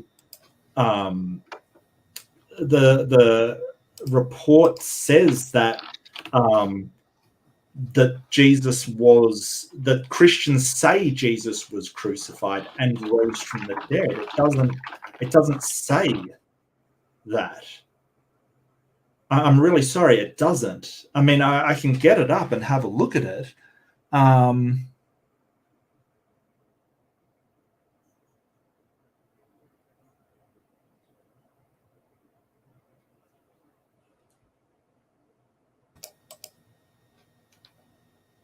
Are we done?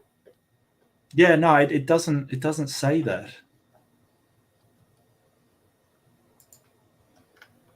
Yeah, I'm unaware of it if it says it. So, do correct me if it does say that. Okay. TRock, if there's anything you'd like to add, go ahead. Yeah, no, I mean, I'll be honest with you, I'm not familiar with this at all, but it does kind of highlight what I was talking about, what Mark described as very weak methodology or very improper methodology, whatever. No, the methodology is essentially the same. It's internal critique, it's external critique, it's archaeology. They all come together. It's not a different methodology than how you investigate any other history. So this report of Pilate the Procurator, there are tons of extant documents that kind of say similar things to what the Bible says. What there are not is external documents that refute what the Bible says. So yeah, I would totally accept this as evidence that that kind of collaborates things that the Bible says. Okay, appreciate it, TRock. Mark, if there's any final words you wanted to, I'm not much of help on this either. I've never heard of that specific. No, I think that there's sort of a lot of documents that are floating around that sort of copied from the Bible. We know that some of the reports from a couple of the historians at the time were fabricated to support, and even biblical scholars discount them, and we know that they're fabrications made by certain individuals trying to either placate the church or get in good with the church. That report that you're referring to, really, we would have to analyze the historical validity of it and see whether it was written by who it says it's written by, and whether it does in fact say that. But I've never heard of any report outside the Bible that's been verified that's confirms this zombie invasion. Okay. Thank you so much, Power Word. Thanks for the responses, gentlemen. And next question here. We'll get one now for you, TRock. And this one comes in from God, teach me to pray your word. Question for TRock. Why do you focus on biblical evidence debating someone that resists it when scientific evidence is so strong? No, that's a good question. It's a fair question. The answer is I'm limited by time here, but the original goal was to piece together three important parts, and science is absolutely one of them. That was in my presentation. But like I said, for a worldview to be consistent, it has to be consistent philosophically and logically. It has to be scientifically correct, and it has to be historically correct. So I agree. Scientific evidence is very strong. What I wanted to do is paint the full picture, because the opposing view fails on all three accounts. They change their history when they think they have a reason to. They're internally inconsistent. As I pointed out, they apply deep time extrapolation for origins, but they cannot do that in real time technological advancement. And scientifically, they just fall to pieces. The Big Bang was that example, one of many examples, but they have nothing to start the Big Bang. They have nothing to start or stop inflation. They have nothing to cause star formation. They say they do. An example, again, time limited by the amount of time to present all this evidence is basically my biggest weakness. But for example, I was quoted as saying that there are no high-speed objects. That's not what I said. What I said was that when a star explodes, the projectile velocity is something like 1/3 to 1/2 the speed of light. The asteroids we see flying around, the comets we see flying around, even the Earth itself, the Earth moves at about 67,000 miles per hour. That's a tiny, tiny, tiny fraction of what the projectile speed of an exploding star would be. So yes, there are high velocity objects, but they're not moving fast enough for an exploding star. But anyway, that is essentially why I was trying to put the entire picture together and not just strictly focus on scientific evidence, because the God of the Bible is above the physical world anyway. And part of that is out of respect for God, that he is a spirit, not to be tested the same way, or not to be tested at all. But you certainly cannot investigate the existence of God through physical sciences. And that was one of the other points I tried to bring out. Appreciate it, TRock. Mark, over to you. Yeah, so the reason why TRock has to go to evolution and abiogenesis and try and show these are false and set up false dichotomies with, if it wasn't occurring naturally in nature, then it has to be God, is because he doesn't have scientific evidence. He has nothing that points conclusively to a God or to his conclusions. He just presupposes that's the case.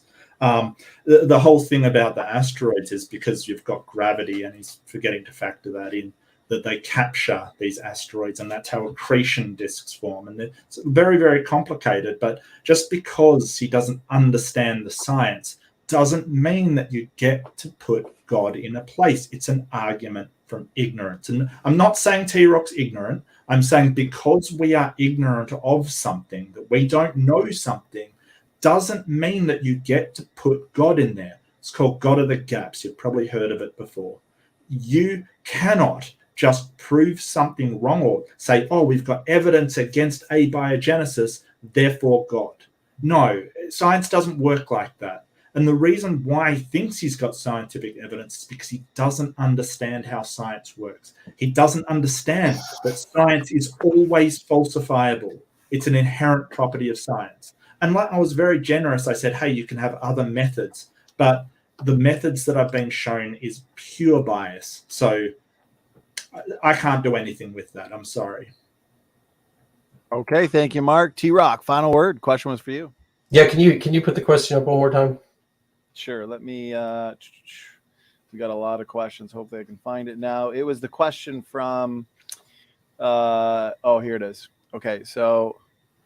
Right. Oh, Why do you focus? Okay, good enough. Anyway, in response to Mark's response, Mark, I very well understand application physics. Any accretion disk that you want to assume existed and formed, the accretion disk itself has to be, the particles in it have to be spinning very, very fast. Gravity cannot take something moving, so the speed of light is 186,000 miles per second.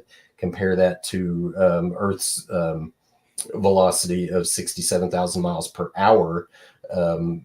Gravity cannot explain that difference in velocity. Basically, what's going to happen is you're going to slingshot it away from the whatever cluster you think is forming. How do you even get a cluster in outer space when something explodes? It's going in 3 dimensions. The particles are doing nothing but getting further apart. As soon as one encounters any type of body, the first thing it has to logically encounter is a star, because you don't have planets yet. You're trying to form them. Anyway, I perfectly well understand what the application physics says about it, and it is extremely ignored in the open literature because it is so problematic.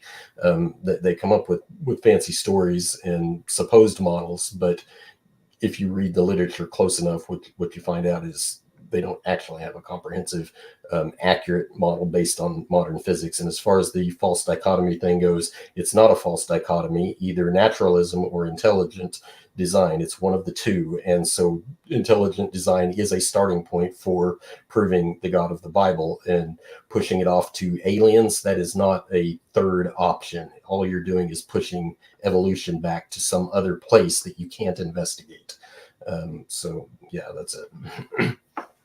Okay, thank you so much. And now we're going to get a question for you, Mark. So this one comes in from Assembly of God. Question for Mark.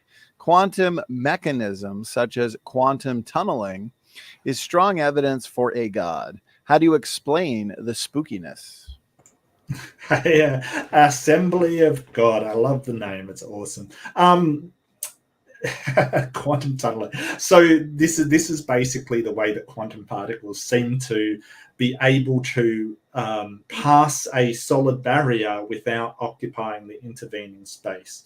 It's necessary in a whole bunch of different particle interactions and things that occur throughout our reality. Now, I'm no quantum physicist. It is very spooky. I'll give you that. It is very spooky. But again, sort of saying, well, God causes it. We find no evidence of God. It just seems to be the behavior of particles in fields. And it's very predictable. We don't see the hand of God in anywhere. And just because we don't understand everything about quantum physics doesn't mean that you get to insert God any more than because the Greeks didn't understand lightning, they get to insert Zeus. I'm really sorry, but thank you for the question. That's funny. Thank you, Mark, and the questioner, and TRock. Hand it over to you. Yeah, I don't have a whole lot to say about that, except that one of the fallacies that always comes out in these types of discussions is the claim that there is no evidence for your position. Completely bogus, because we all have the same evidence. If you have similarities between human DNA and chimp DNA, I have the same similarities. You don't have different evidence. The difference is the worldview and how you interpret the evidence. Do your interpretations line up with the evidence? That's probably a little more appropriate. So in dissecting the difference between randomness and intelligence, I think, some of the analogies that are commonly thrown out there, such as when leaves fall out of a tree, can they write a word on the ground? Of course not. Why not? Because it's too specific. All it takes is basic mechanical energy to make the leaves land in a certain pattern. It doesn't take anything nearly as complex as what it takes to assemble DNA in a living cell, that sort of thing. So how does anybody discern the difference between randomness and intelligence? It's by the specificity. Again, very simple things that natural processes cannot do, but intelligence can. So demonstrating intelligence is a necessary step towards demonstrating the God of the Bible is real. All right. And Mark Reid, final word. Question was for you. Well, that didn't have a lot to do with quantum physics at all, but let's address it. So when you say we have the same evidence, no, that's not what we have. We have the same facts, and that's where you're going wrong. Evidence is how you apply those facts to your conclusion. So, like I said, and I outlined this really well, you have somebody lying dead with a gun. Now, you might say, hey, that's evidence of a murder, and that's what you're doing. That's evidence of a God, but you're not being rigorous. You're not saying, hey, what else is it evidence of? Could it be evidence of a suicide? Could it be evidence of an accident? Yes, it can be, but you're ignoring that and just saying, no, it is evidence of a God and a God only. And that's where you're going wrong. We have the same facts. You just don't have a good method for applying that into evidence. But, let's look at DNA. You're saying specificity. No, this is exactly the same argument as complexity means design, and complexity does not mean design. In fact, simplicity is a hallmark of design because we want things to be as simple as possible. Complexity is actually a trait that we see in natural formation, things that occur naturally. And the problem with that is, if your worldview is correct, everything is designed. Right? You don't have anything occurring naturally because the rocks, is that naturally occurring? No, it's designed. The space particles, is that naturally? No, it's designed. The stars, are they naturally occurring? No, it's designed. If you do not have anything non-designed to compare it with, how are you making this claim that specificity signals design? Because everything's designed in your worldview. So I don't know what you're making a comparison about. It's a terrible argument. Thank you. All right. Thank you. We're going to start winding it down here now. I would say with the last couple questions that we have, I want to make sure we get to the super chat. So next one here comes in from SWE. We got it up on screen here. And she asks, this one's going to be for you now, TRock. What about Apollonius, hopefully I don't know, probably butchered that, of Tiana? He had followers that were convinced he rose from the dead too. Okay, Apollonius of Tiana. So there's a key difference here. The apostles that witnessed Christ's resurrection, they basically died for what they knew to be true. And so one key difference, I can't remember who it is. There's a very well-known apologist, and I can't remember his name, that brings this point out. Anyway, you can have people die for what they believe to be true, but you do not have people willingly die for what they know to be false. It's a really, really odd thing to imply that somebody willingly dies for what they know is false. So I would say that's probably one of the key dividers here is the apostles died for what they knew to be true. They did not die for what they knew to be false. And so how does that factor in with the Apollonius of Tiana? I don't know the story real well, but I suspect what they're going to find is that either his followers did not die for what they knew to be, well, they definitely did not die for what they knew to be false, but they probably did not die at all, for one, and they were probably not even, their life was probably not even offered up as a punishment for what they believed anyway. All right. Thank you, TRock. Mark Reid, any thoughts on Apollonius of Tiana? Yeah, and stupid hot energy love saying a name. It's not the only. Yeah, it's stupid. Angie. Her energy is correct, whether that be spiritual or otherwise. No, look, there's been a ton of cults and religions and things out there whose followers have all died for them. Like, so here's the problem with TRock's consistency, because he's saying that people would not willingly die for what they would know to be false, but they died for what they believed to be true. So that suggests their beliefs are true. But that isn't the case, because we have people, especially in Islamic, who die willingly. In fact, they blow themselves to smithereens in order to die for what they believe to be true. And he doesn't think that's true.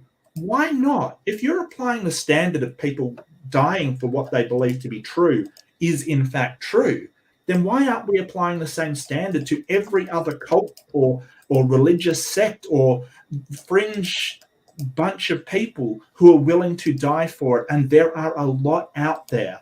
Now, not all of them can be right, because if all of them are right, it would conflict with one another. You can't have, some sort of worshipping sect that is consistent with the classical idea of God. So not all of these people can be right, but guess what? All of them can be wrong.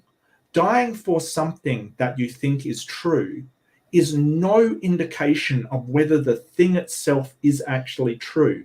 It just means that people believed it. And we've got throughout history a ton of people dying for a ton of things that they believe is true. Doesn't make it true. Sorry. Go TRock. Go ahead, TRock. Final word. So yeah, that was a very wordy rebuttal without a single specific example to follow. In the case of the apostles, they were in the position to know the truth of whether they actually witnessed Christ's resurrection or not. And so if you've got some specific example you want to compare that to, go ahead. But I think your rebuttal is so generic and so unspecific that you can't possibly be comparing some real world example to what we're describing in the Bible. All right, guys, thanks so much. And just when I was going to wrap it up, we got 2 more super chats that just came in. So let's do a speed round on these 2. Okay, Mark, they look like they're yeah, man, I'm good.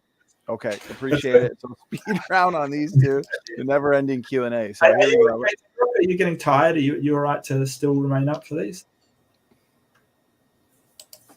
I'm good. I'm good. Okay, okay, good. Let's go. All right, cool. Love it. Okay, so here we go. One from Dustin Buck. I told you the live chat's engaged tonight.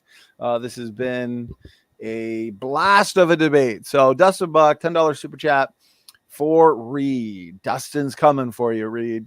So he asks, how do you explain the shape, just kidding, the shape, I'm guessing, of our galaxy with the vast distance the stars have to travel from the center to the edge? How did the galaxy keep its shape for so long of time? Yeah, so the galaxy is the Milky Way, which is a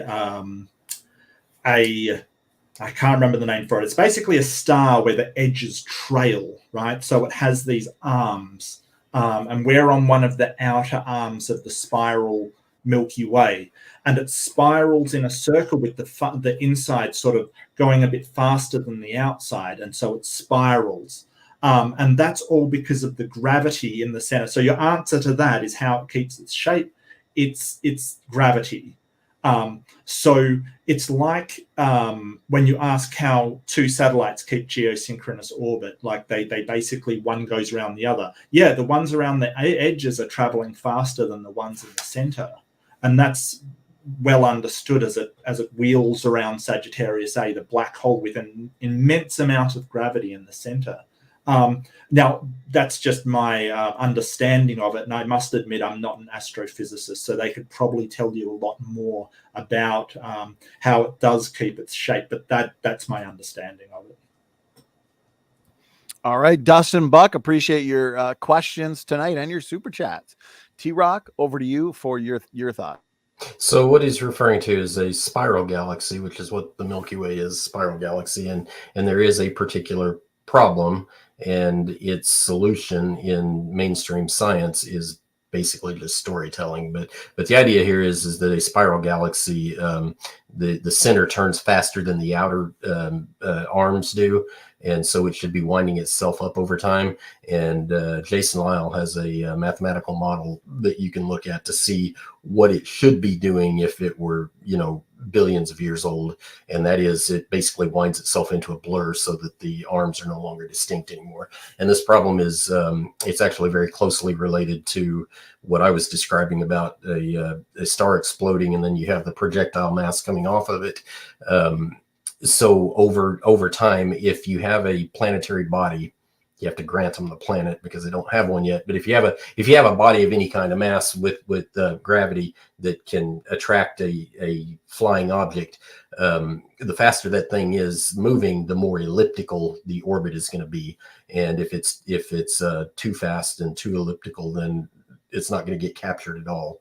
But the point here is that's relevant to how galaxies should wind themselves up over time, is that when you look out and you see things orbiting around the sun, for the billions of years of history that supposedly have passed, there should be no oblong orbits. They should all be very, very round, because the gravitational tension between the bodies should basically cause an elliptical path to get more and more circular. So it's similar but different to the problem with the galaxies. And yeah, there is not a secular solution to this. It's just basically they impose something like dark matter to solve it, which means they don't see anything. All right. Thank you, TRock and Mark. We're going to give you the last word.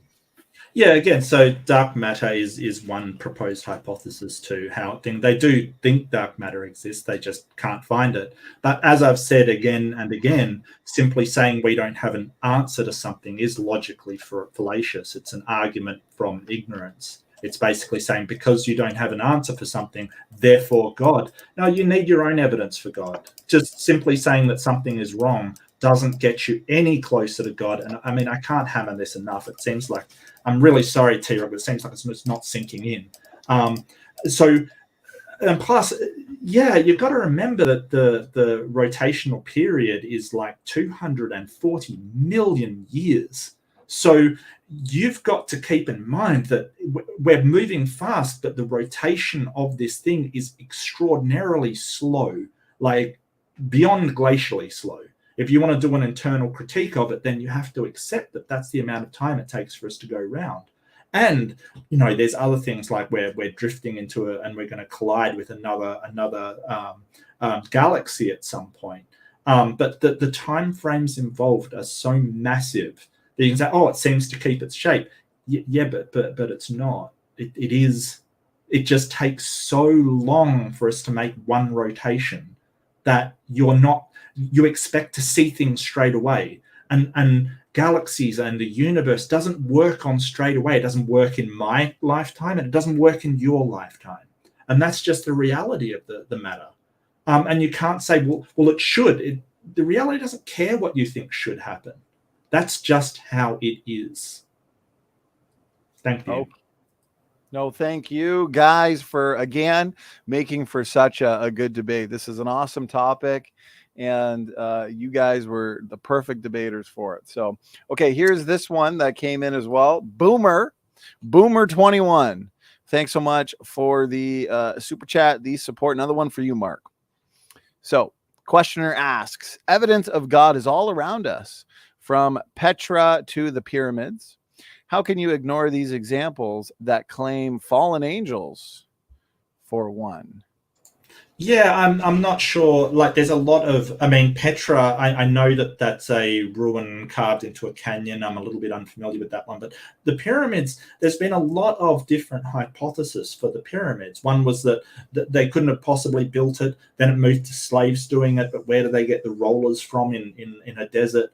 I saw one hypothesis that they used papyrus and water to lift the blocks in water because you can actually use buoyancy for a lifting mechanism, was one proposed solution. Other people have said, hey, it was aliens. which I don't believe for the same reason why I don't believe it's a God. There's no evidence for it. But again, and I'm going to harp on this again because it doesn't seem to be getting through. Just because we don't know how something was done does not give you a God of the gap. You don't get to insert God just because we don't know how something was done. You need evidence for that God, and good, solid, reliable, rigorous, good evidence, which we haven't seen today. All we've seen is attacks on other hypotheses, some stories from people, and adding up to almost nothing. I don't know how else I can get this across. And you know, I don't know where fallen angels come from, because usually the stories I hear about the pyramid from theists is that God helped man build it. So, you know, add another hypothesis to the pile, I guess. Okay, TRock, real quick response, then a real quick response from Mark, because there's 2 more super chats that I almost missed, so we're gonna have to get through those. I told you it's a wild one tonight. So Mark or TRock, go. Actually, TRock, you're on mute, brother. Yeah, no problem for me. I'm good on time. But Okay. as far as everybody else, you guys, whatever you need to do is fine. Anyway, so evidence of God is all right. Yeah, absolutely. And so my arguments all along have not been, oh, your position looks wrong, therefore mine must. That's not what I'm doing. What I'm doing is deconstructing individual arguments to show that when you apply proper methodology, you cannot come to the conclusions that naturalism comes to. The galaxy example was a classic, because dark matter is basically, in a very simple sense, it just means some matter that you can't see. There's nothing spectacular about it. It doesn't have special properties. It can literally be a rocky planet that you just can't see. Anyway, the point there is I'm deconstructing an old Earth argument, or an old universe argument, to help come back into line that with proper methodology, you cannot come to those conclusions, but you can come to the conclusion that the world is created from a source external to space, time, and matter. Anyway, so this is pyramids, another great one. Go look at some ancient archaeology. Is an awesome way to establish the credibility of biblical history, because all we have ever known from people who can actually communicate through writing is high intelligence, which is a prediction of the Bible. What we do not see is civilizations full of, half-wit, half-ape, half-humans trying to grunt their way into civilization. So yeah, bring the pyramids, bring Hindstone, bring the megaliths in South America. You can basically use a biblical history to find exactly what was happening there, and even solve some of the problems that the professionals want to resort to, aliens of all things, and some kind of advanced technology that no longer exists.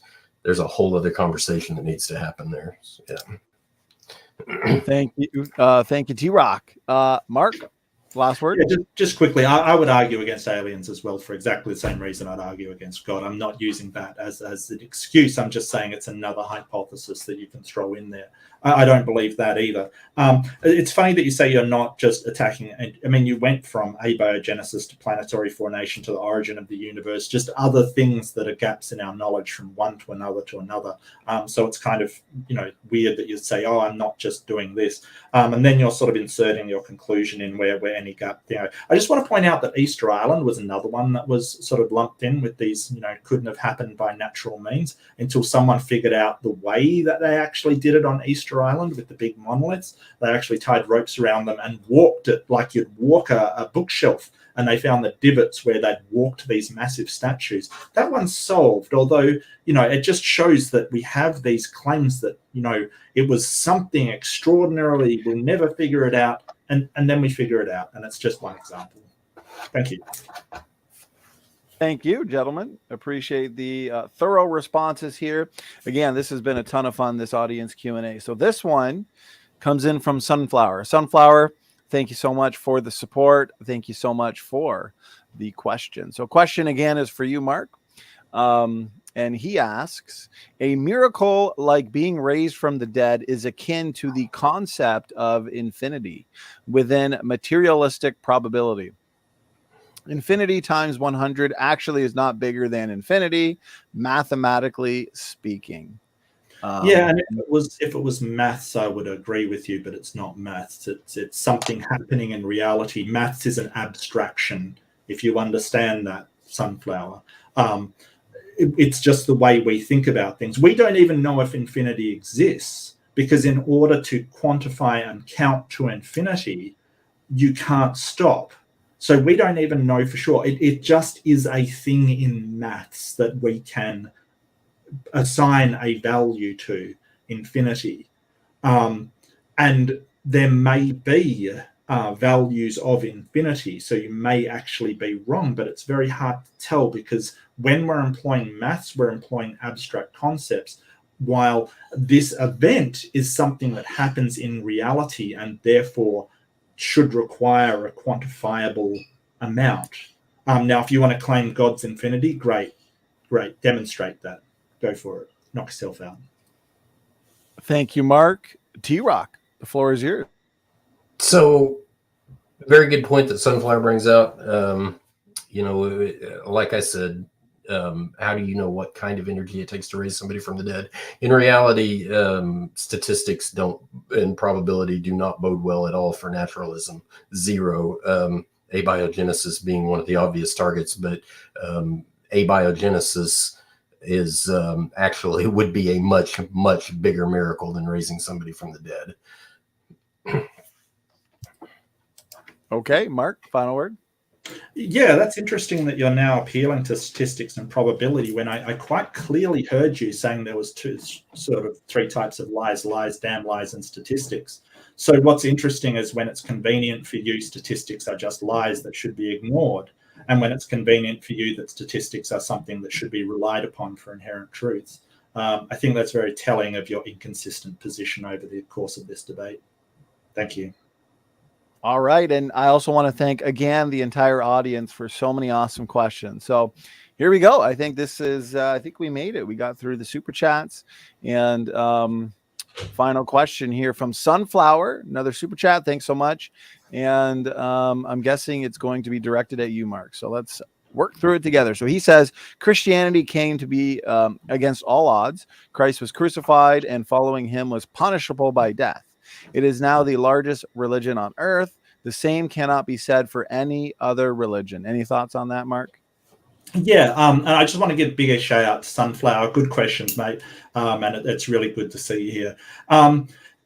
The fact that Christianity came against all odds, I don't think that's necessarily the case. I think that Christianity's success had a lot to do with Emperor Constantine of the Eastern Roman Empire adopting it as the main religion.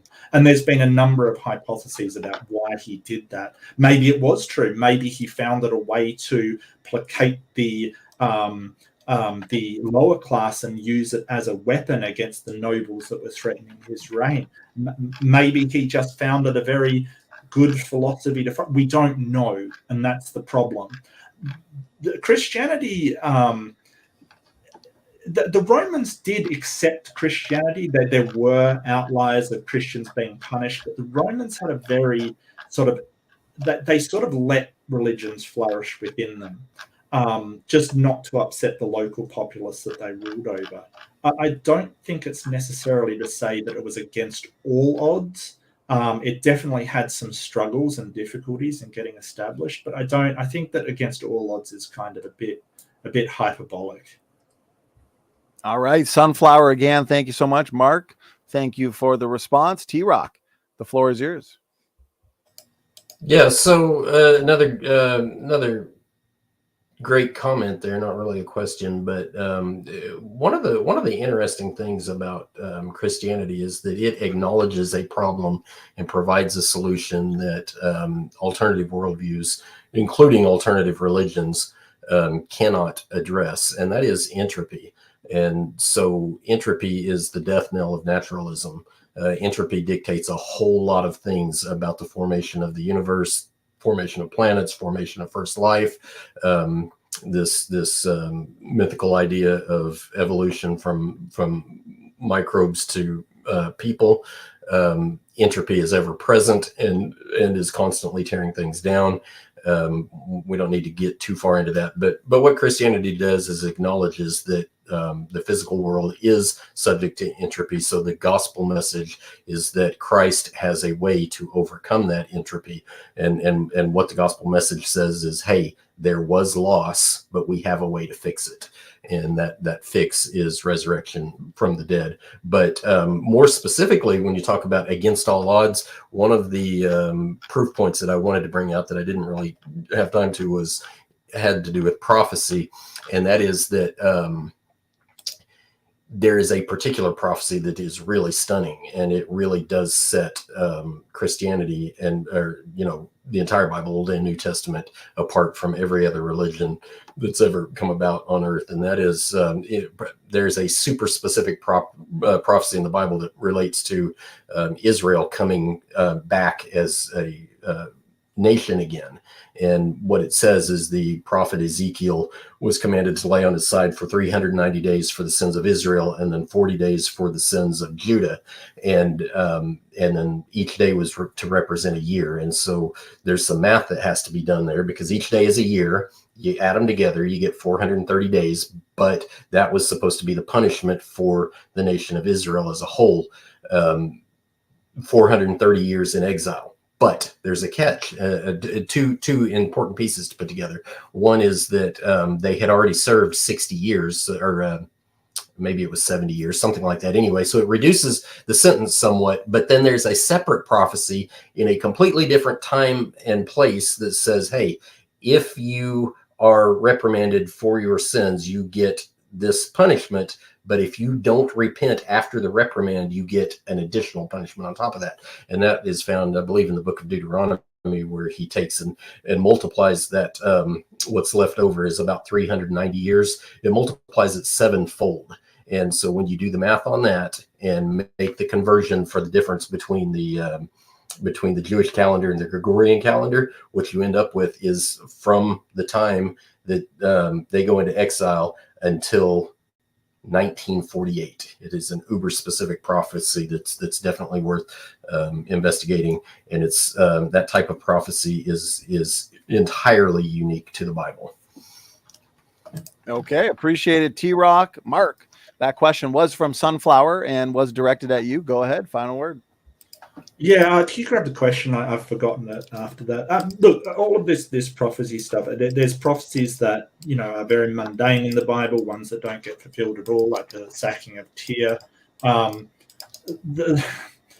This prophecy sounds like you've got to do some high-level interpretive math and carry the one, and then, it sounds like a prophecy of Notre Dame. Or so, well, the bird turned around 3 times, if times that by 10 and then add 5, you get this. It's creative interpretation of something in the Bible to fit with prior belief. So if you have a belief and a confirmation bias that you're going to find things in there, you will find things in there. Now, a lot of religions experienced a lot of different odds. Muslims say exactly the same thing about their religion. A lot of these religions say exactly the same thing about their religion. What we're looking for is consistency in evaluation. And, I'm really sorry, but just because a religion had a hard time and then was established and then, overcame that hard time doesn't make it true. If so, then you've got to acknowledge that Judaism is true as well. And the Cathars, who were, sort of wiped out by Christianity, were true as well. Just because it has a hard time doesn't mean anything. And just because that religion is popular now is an ad populum fallacy. Just because it gets popular doesn't mean it is the truth. Muslims, if we follow their progression, should be overtaking Christianity as the most popular religion. What then? Is Christianity then not true? You probably wouldn't say that, would you? You'd probably say, no, even if Islam overtakes it, it's still Christianity that's true. What if it declines? People are in the developed world are turning away from churches at the moment and going to independent spirituality and other religions. if less people than where's your bar for when it becomes not true, and why are we basing that upon the people following it and not hard evidence? And this is an example of really weak evidence. Yeah, sorry. All right, you guys made it to the end. We're gonna wrap it up at the 3-hour mark, and time has flown by. You guys have done a great job. The audience has been awesome, lively, entertaining, very engaged in this debate. Time really did fly by. I mean, it seems like just a second ago we were sitting backstage talking about coffee. So, Mark, TRock, thank you, gentlemen, for doing this and giving us your time, as I always like to do. Before we wrap these up, though, final words, final thoughts. So again, gents, thanks for doing it. Mark, why don't we start with you? Final thoughts, final words? Yeah, sure.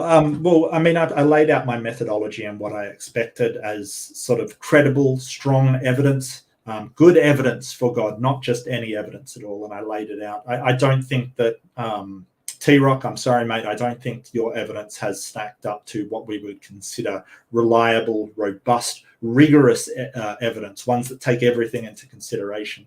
And I think it's a particular failing that, my apologies, I just do think it's a failing that you've gone to, abiogenesis and planetary formation, trying to prove those wrong, trying to point out holes.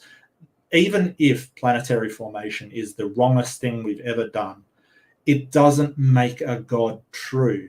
You have to provide evidence for your own hypothesis. And the reason why the scientific method is so strong is because then what you would do under that is you'd go out and you would falsify that supposition that you've got. You would try to prove it wrong. But we can't apparently do that with God. And so all you've got is sort of anecdotes, stories. All you've got is the claim. And you've said, well, you really want it to be true, which in sort of doing foundational studies is a problem, because you're inherently saying, hey, I'm biased and I'll embrace that. Not only that, but you're not providing a methods in which we can verify this is true and other religions are not. Applied to the other religions, you get the same result with the conclusions that you've made. So I still remain an atheist. I don't think there is a God. I don't think a mind can exist without a brain. And if so, then show it to me. Show me this mind. But I don't think it exists, because nobody can show me and nobody can present me with good evidence. But I really want to thank TRock for talking with me. Thank you so much. Standing for Truth, give a like and subscribe to Standing for Truth if you do like religious debates and debates of that nature, because he always puts on a great show. But thank you very much for having me, and thank you for listening. My pleasure. I appreciate those final words, and I also appreciate the recommendation there, Mark. So, TRock, let's hand it over to you. Thank you for giving us your time, 3 hours of your time for this epic debate. To the audience, please share this around. This really was a great, fantastic exchange. So, TRock, final thoughts, final words.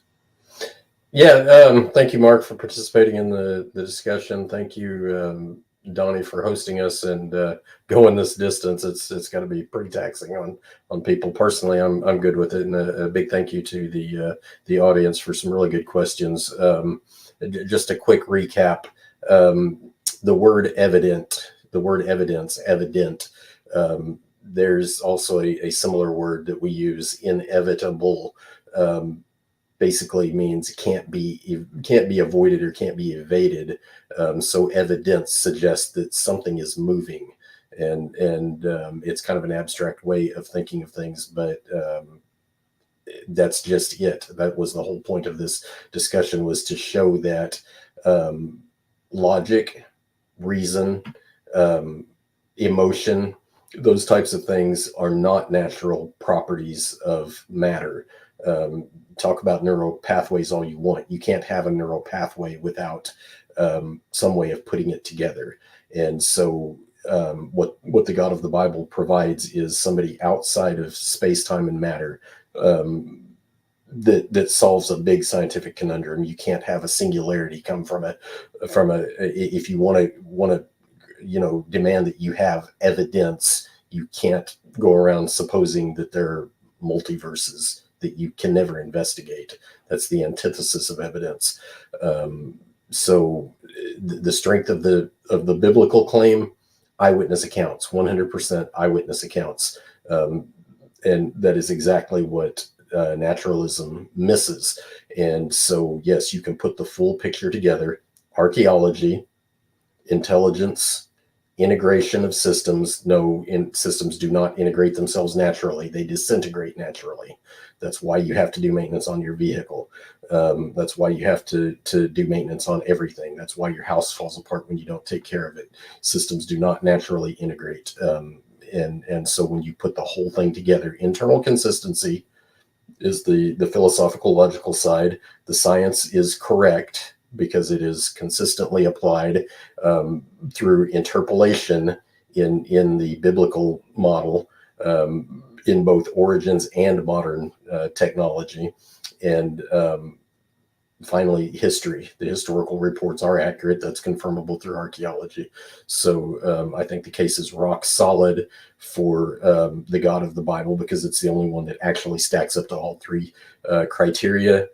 We heard over and over how, oh, so-and-so religion says the same thing. Very generic, very non-specific. They don't say the same thing. They have specific philosophical failures, specific historic failures, and specific scientific failures, just like evolution and naturalism do. So thank you. That's it. All right, you guys are funny. It looks like we got final words were a couple more closing statements. So I do appreciate it, though, Mark and TRock. Again, really fantastic debate. 3 hours, and it did not feel like it. So what I typically do is just give an outro and allow you guys to, get on out of here and enjoy your day and night. Well deserved. And then I am going to stick around for a couple minutes, just going over some reminders and announcements in terms of future debates. So again, Mark, TRock, thank you so much. To the audience, we'll see you in about 10 seconds. God bless all. Thank you.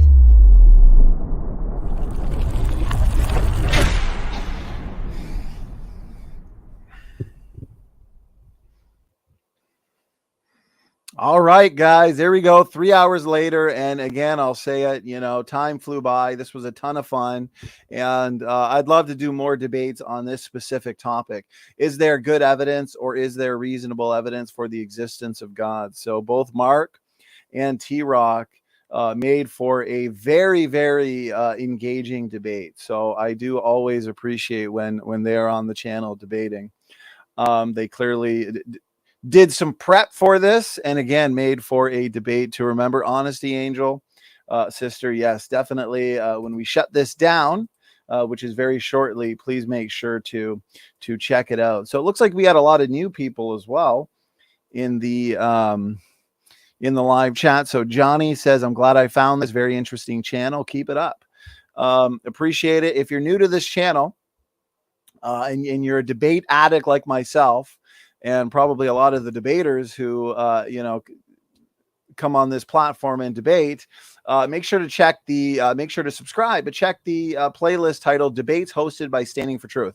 We've now done about 190 debates on all sorts of topics, including theology, nature of God, creation versus evolution, a ton of debates on the creation versus evolution topic. Soteriology, philosophy, morality. So you've got endless content, about 190 debates to look forward to. Cheryl, sister, I appreciate that. You can check out our website, standfortruthministries.com, where you can find more there as well. Okay, so real quick, guys, and then we're just going to wrap it up. I do want to remind everybody that this summer is going to be busy. So pretty much a debate nearly every single day, with several of the days being double header nights. Okay, so I've had a ton of requests come in over the last couple months, and my goal was to make for the summer of debates. Okay, and that's what it looks like it's going to be. So we are going to be back here tomorrow for another debate, this time on the Bible translation issue. So this should be fun.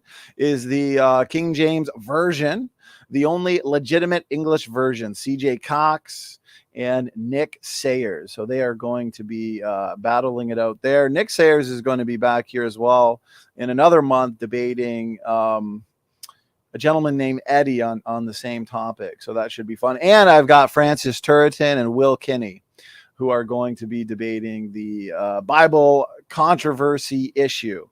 Okay, so make sure you're there for that. Then the very next day, we've got the much anticipated debate. A lot of hype for this one. Atheist Jr., the heroic rematch, and Dr. Dino. So Evolution is on trial. This one's going to be fun. As we have done the last several of these kinds of debates, Evolution Debate Challenge, it's going to be mostly discussion. So a lot of back and forth. I'll be saving questions. And so we, as always, will have a solid audience Q&A as well. And then just real quick, I'll just kind of go through a bunch of these. So we're also going to have James W. and Kent debating.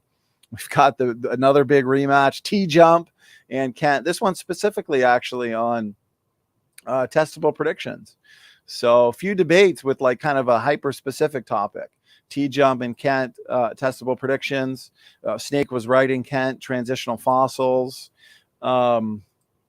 James W. and Kent, hominid fossil records. So this is going to be fun. And of course, Mark Reid himself is going to be here. As you can see, showdown, evolution debate, Kent and Mark with TRock also joining us again versus James W. Noah's Ark, Noah's Flood. For those that love the nature of God debates, we've got a few of those as well. Is oneness biblical? Matt Slick and John Barton. I've got another debate with Matt Slick and another gentleman who's been on here before. They'll probably be debating in August, once a month roughly for Matt Slick. And then Kelly Powers and Taylor Stewart. They will be debating Endgame, Kent and Wade the Wizard. So I'm going to wrap it up there, guys. This is just a snapshot of the overall debates and events that we do have set on the channel. So please, if you're not yet subscribed, hit that subscribe button, share around this content because the truth is important. And guys, critical thinking is very important. Doki Doki, appreciate all the super stickers. I appreciate all the support. You guys are the life and blood of this channel, and you guys are the reason why we are able to pump out full-time content that includes debates, interviews, discussions, conferences, and just kind of videos of all kinds. So that being said, we'll see you tomorrow night, 9 o'clock EST, for the next big debate. God bless everybody.